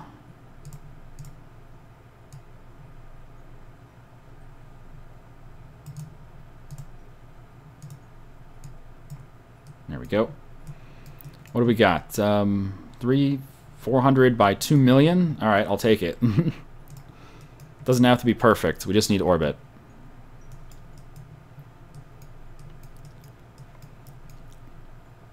That's a whopping 8-second burn. Actually, let's see if we can make it a little cheaper by moving.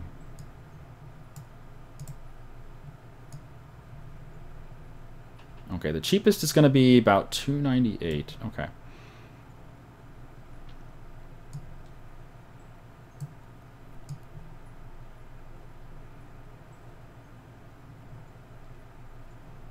Probably want to go ahead and clip the atmosphere just a bit to slow down. Just a bit. Nah, maybe not. Okay, something like that. Whopping 9 seconds of burn. Just zooming along this. Look at that fucking surface just flying below us. That is just ridiculously frightening. That's pretty insane. AQJ, you put up with a lot of shit, man. Holy crap. Look at that, just flying under us. That is freaky. I think if I was in his shoes, I would like be peeing myself right now. Maybe constantly. Maybe just in a constant state of wetting myself and soiling myself.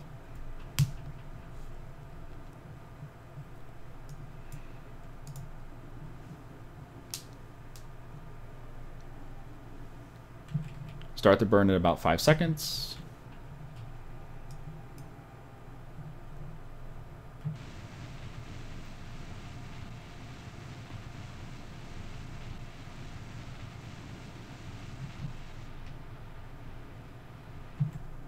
Good enough. 130. Okay, fine.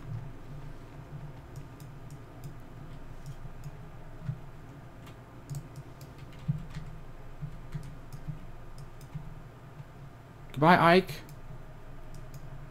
Goodbye, Ike. You were good to me.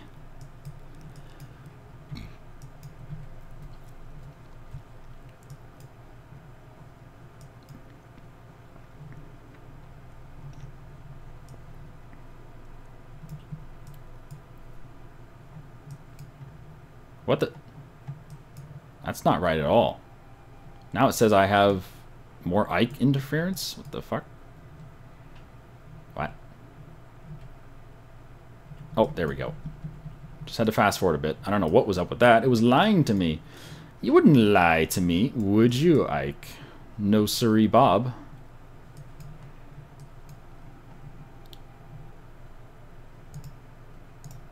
Alright, so let's bring this in just a bit so that Ike doesn't fuck us up.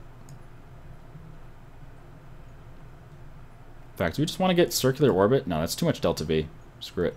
Just leave it somewhere out there. In fact, maybe we just fast forward and let it just fling us out from Duna. No, we'll get rid of Ike. Screw you, Ike. Yeah, Ike is evil, will make all of our orbits broken. You're absolutely right. So we'll have to leave Ike like that. There, Ike won't bother us there. It's just a pain that we have to spend another, 80 delta V just to get out of Ike's way. Use the atmosphere to drag a bit? That's true, huh? Alright, good idea. We'll use the atmosphere to slow down a bit. Just a bit.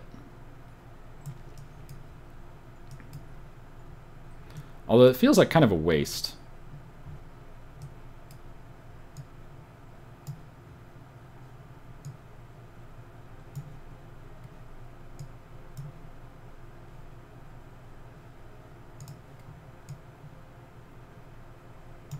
Maybe 21K, something like that, just to sort of graze the atmosphere, save a little fuel.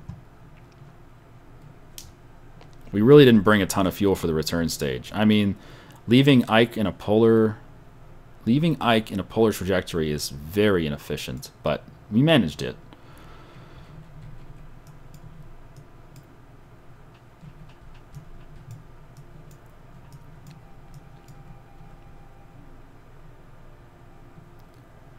Using the atmosphere will break my solar panels? That's true. That's true. Alright, yeah, screw that. That's true, because the solar panels cannot retract. Yeah, if I had used the step-up model, the white solar panels, I could bring them in and we'd be safe. But I'm not using them. So instead, we will just do some burning here at the Perry, just a little bit, to slow us the hell down. Not that much. We'll do something like that, though.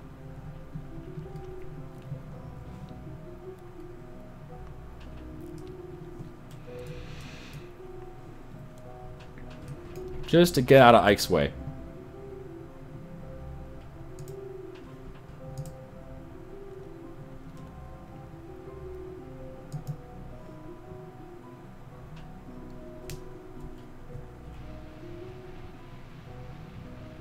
Good enough. Ike won't bother us there. Okay. Okay, so now what we're going to do is head back to the Space Center, and we're going to fast forward until there's a good window from Duna back to Kerbin.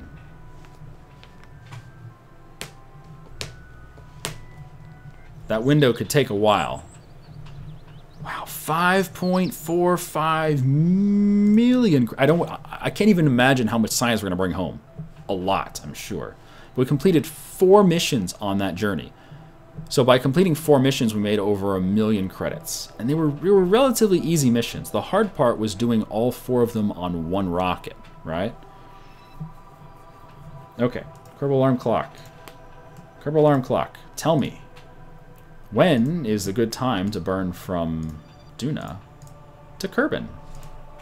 And give me, let's say, 2 days of warning so that we can adjust our orbits. It's going to be 1 year and 125 days. All right. So let's switch over to Duna. And we'll zoom in on our little craft here. No, not that one. This one. And we'll just watch it while time flies. And we'll see if Ike is going to fuck it up at all. Because it looks like Ike could potentially fuck it up. No. Ike is a little bit too far away to influence it. Perfect. Perfect, perfect. So we're just going to go on fast forward as fast as we can while these days and years burn by. Now we could potentially burn for Kerbin whenever we want. There's no reason to really wait unless you're worried about fuel. And in this case, we designed it to be a certain amount of fuel for the return trip. Right? We gave ourselves X amount of fuel for the return trip, and that was assuming we would burn when it's most efficient to go home. So essentially we're going to wait for this clock to go so that we burn when it's most efficient. You can just burn for home and just go there whenever you want if you're not worried about efficiency. If you have, thousands of extra delta V, just go for it. There's no reason not to. You get your kerbals home sooner, you get your science sooner, you get your money sooner, you get whatever. But in our case, there's no rush.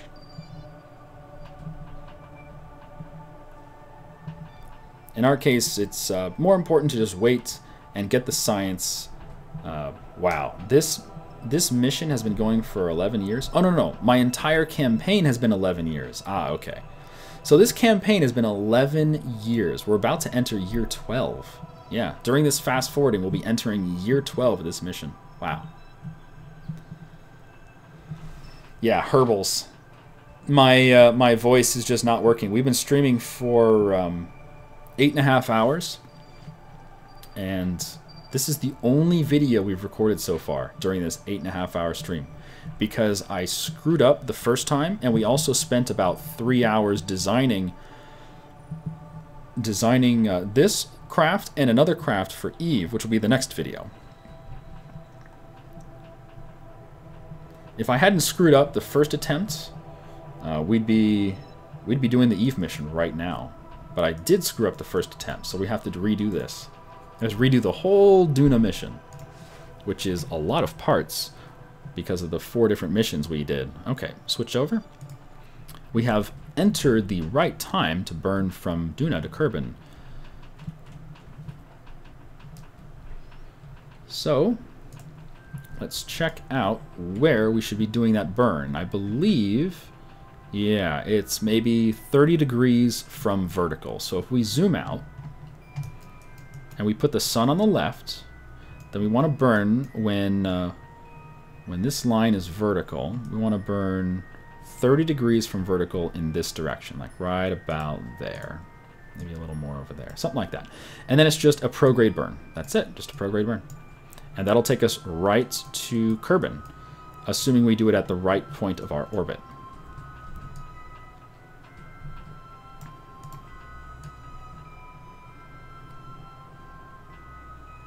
And this is by far the most fuel-efficient way to do it. Okay, set Kerbin as target.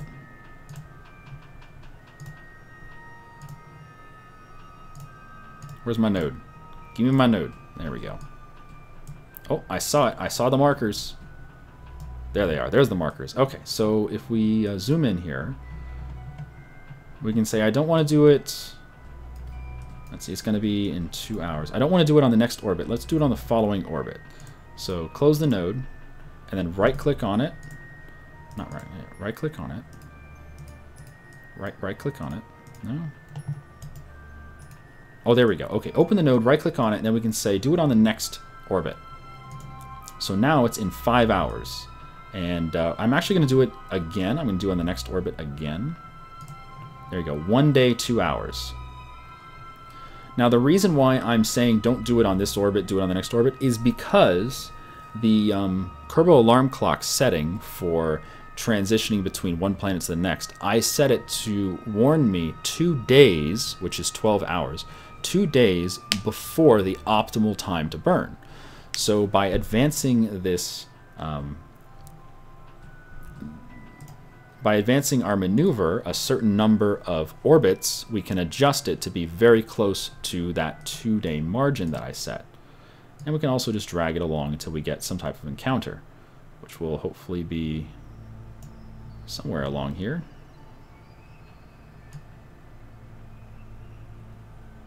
Might need to burn a little bit. Oh, I saw it. I saw it. Did I see it? There it is. We got it. We did it, Reddit. Okay. So now let's switch over to Kerbin just by hitting tab. Yeah, tab over to Kerbin. There we go. And we can see where we're approaching. We're very, very high. So let's see if we can lower our approach. Now, do we need to do a normal or an anti-normal burn?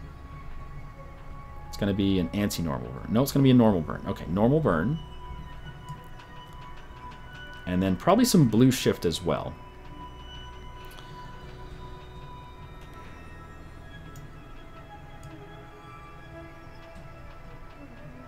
Oh yeah. Oh yeah. There we go. That's the stuff. That is the stuff right there.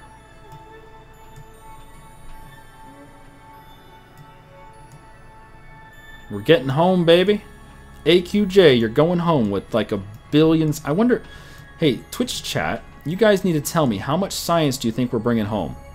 We did science over Ike. We did high over Ike, low over Ike, and then landed on Ike. We did a bunch of EVA reports over all the different biomes on Ike. I think we got all the biomes. And we are using a scientist. It's a 1-star scientist, so he has a little bit of experience, but not much. The only caveat is we have already done some of the science for a high over Ike. So some of the stuff he brought home is going to be either non-existent or lower value. Like, for instance, the material study was lower value. We got about 20% of the value because we had already done a material study there. And some of them, like a temperature scan, we couldn't even do because we had already done a high over Ike temperature scan. But we got low over Ike and we got landed on Ike for everything. We also got a bunch of EVA reports and a surface sample.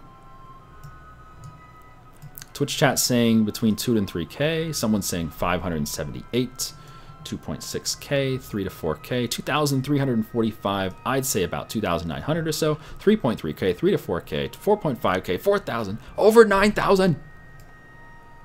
Twitch chat's all over the place, but I'm glad you guys are taking guesses. I have no idea. I can say that the last time we did a mission where we did the biome EVAs was on Minmus. And for the biome EVAs on Minmus and all the different readings and stuff, we got 2,000 science. So we got a lot of science from Minmus. So I'm going to guess somewhere between 2 and 3,000. That's my guess.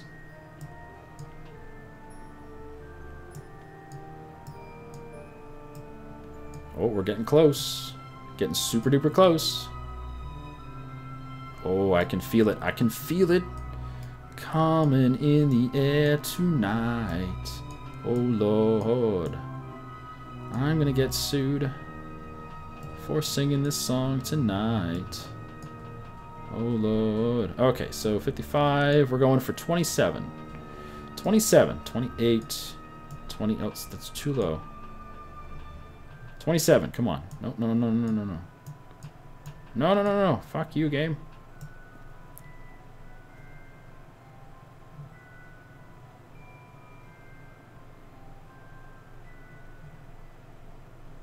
There we go. 27-2. I'll take it.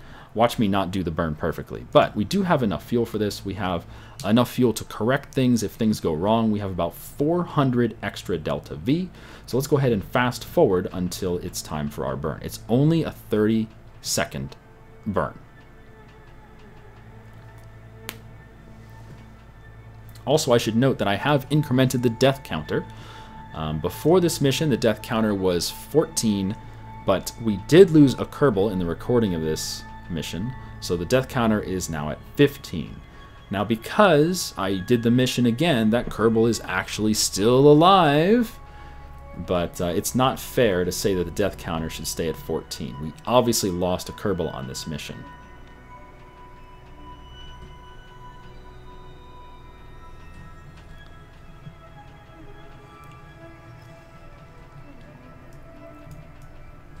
Okay.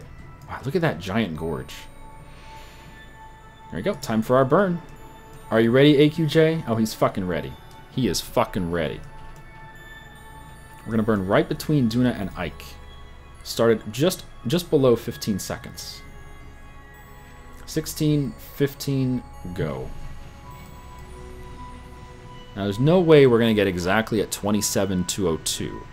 But we'll get something in the kerbin system, and then we'll do fine-tuning once... Oh, there we go. We're leaving Duna. And we'll do some fine-tuning once we're on the way.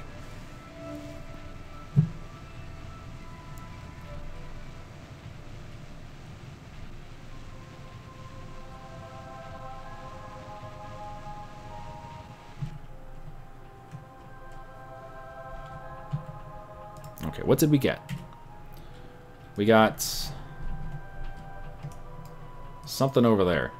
Alright, so if we just burn very, very gently in the same direction, does that make us closer or farther away? Farther away. Okay, let's flip around. And I'm going to set the engines to, like, minimum thrust. Now, the reason I'm interested in doing these adjustments right now is it's far more efficient to do these burns while we're close to Duna than it is to do them once we leave the Duna system. Okay, so let's just burn until we're closer. At 5% thrust and at minimum thrust on the throttle, we can get this close.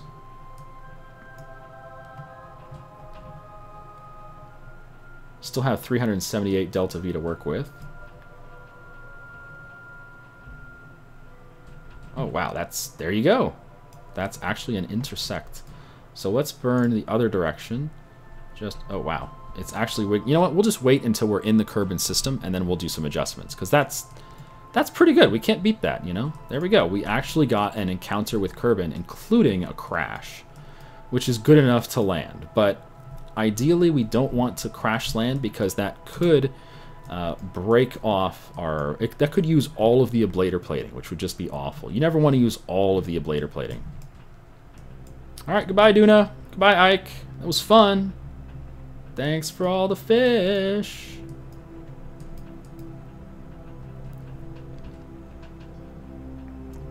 What a great mission. It's too bad we didn't do it on the first try, but second try is a charm, right? Okay, sphere of influence change is go. Here we go.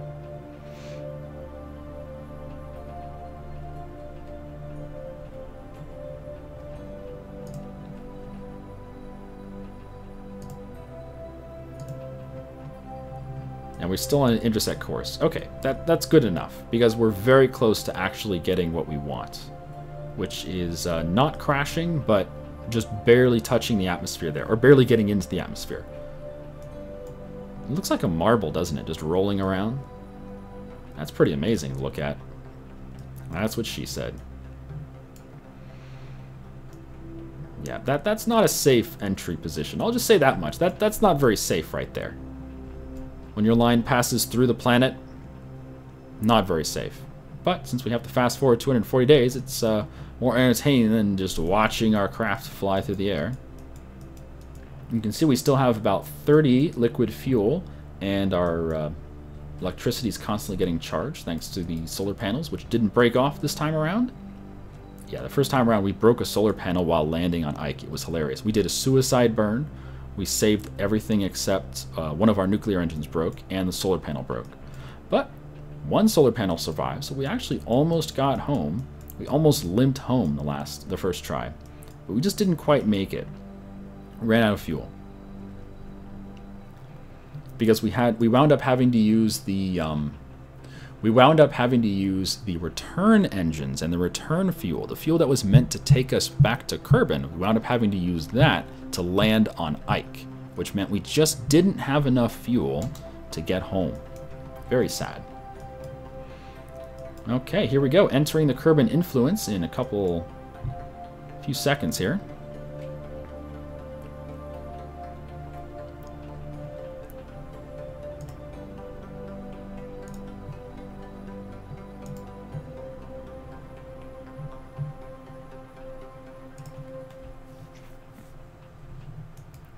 There we go. We are now in the Kerbin sphere of influence. Fantastic.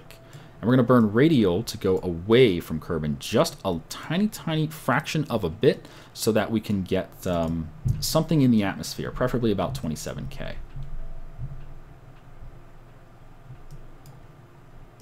Okay, almost, almost, almost. There we go. Keep burning. We have lots of fuel for this. 8K, 9K, 10K. We're on 27K, please.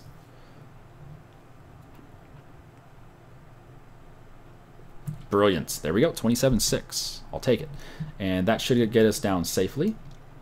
I'm not going to detach anything until we start getting into the atmosphere because I don't want our trajectory to change too much. If we detach these things from the side, it could alter our trajectory. And I want to make sure that we come in somewhere around 27, just like we have it planned. I can turn off the SAS, though. We won't need that. And let's coast into Kerbin. Can we see it yet? There's Kerbin. Look at that beautiful marble. I'm going to set up a maneuver like right about there so that we don't fast forward through Kerbin. Yeah, warp here. There we go. Perfect.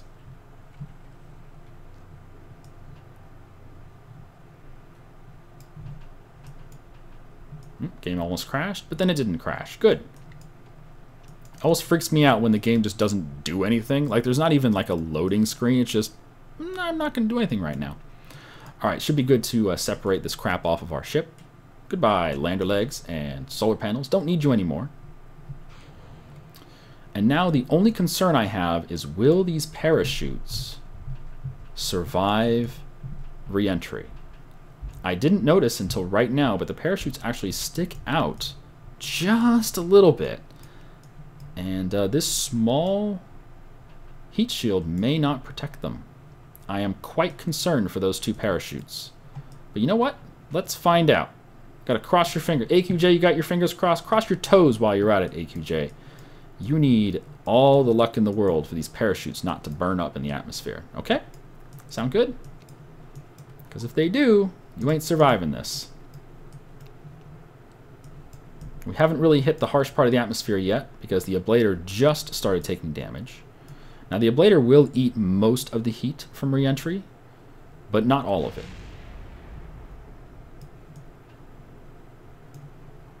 And before anything blows up, you will see progress bars on their heat. And so far, no progress bars, which means nothing's getting too hot just yet. We're about 2/3 of the way through the harsh part of the atmosphere. And yeah, I think we're going to be okay. Crossing 23, crossing 23.5, 23, 22.5. Yeah, we're going to be good. We're actually slowing down to the point where the heat is not a big deal. The ablator only took 20 points of damage. Sweet. Oh, that's just fantastic. Yep, parachutes are fine.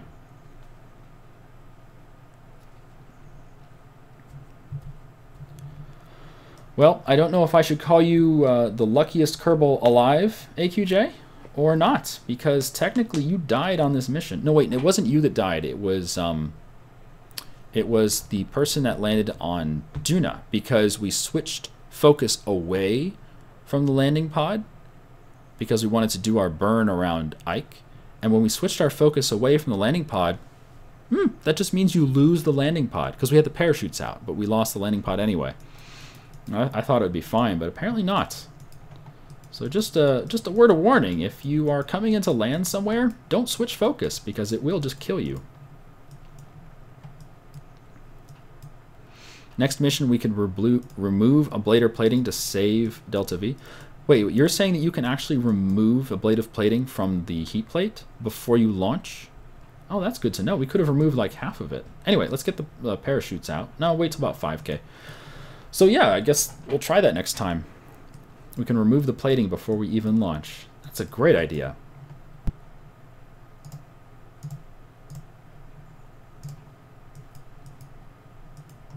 Remove all that nasty stuff from the screen. Just have our nice, calm, quiet landing. Parachutes out. And we're slowing down. Sweet. Barely any G-force there. No problem. Let's fast forward until about 700 meters, because they'll fully deploy at 500 meters. So there's no reason to wait for them until they're about ready. And the reason why you want to stop fast forwarding around parachute's full deployment is because it can tear your craft apart. Okay, there goes deploying, and we're good. You saw the G meter jump up. If we were at fast forward, the G meter jumping like that could have just ripped our craft apart. So don't fast forward around any type of physics, any type of G-force. If you know a G-force is coming, like, I don't know, you're landing something, don't fast forward too much. Make sure you slow down at the appropriate times. Like when your parachutes are about to open, or when you're about to actually touch down. If we were to fast forward into the water here, we would probably just explode. So back to speed 1, 40 meters and dropping, 10 seconds to go. Oh man, I can't wait. I have no idea how much science is here. It's 30 experiments. Well, 30 different readings. There we go. Fantastic job. Let's see what we get. Oh, let's find out.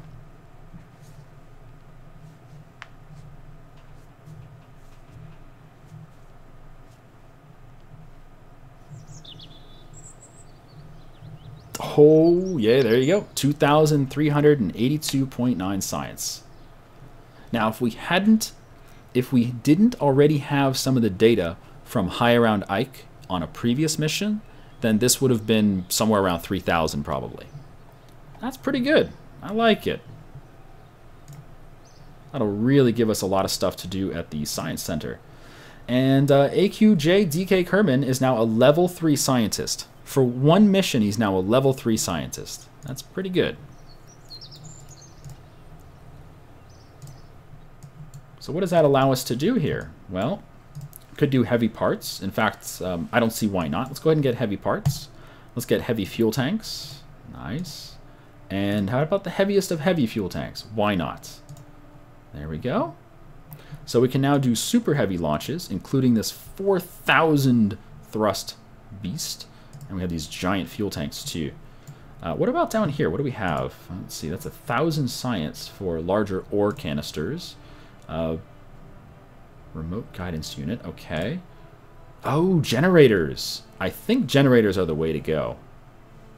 Because with generators, it means you can have things that are on the dark side of the moon or the dark side of a planet or whatever. Stuff that never sees sunlight, and you can still function because you get electricity out of these things. I'm getting it. Done and done. And there you go. We just spent all of our science, and there's still more stuff to do.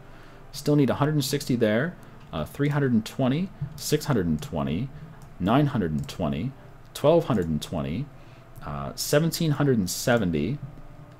Uh-oh, hard math. 2,320, 2,880, 2,870. 3,870 and 4,800. So we still need 4,870 science. Oh, and this one too, which is another 550. 5,430. I'm just going to assume it's 5,430 science that we need to finish out the science tree. So we still have some stuff to do, which is great because the next mission is to Eve and Gilly, which should be a whole buttload of more science. Anyway, thanks for watching. I've been Shen, you've been you. That was a long-ass mission. We completed 4 different missions from the Mission Control Center. We got another level 3 scientist Kerbal in AQJ. There you go. Hired today, and he's already a level 3. He's almost a level 4. That's pretty impressive. And 2,000 more science means we progress quite a bit through the science tree. Anyway, I'll see you guys next time. Have a good day.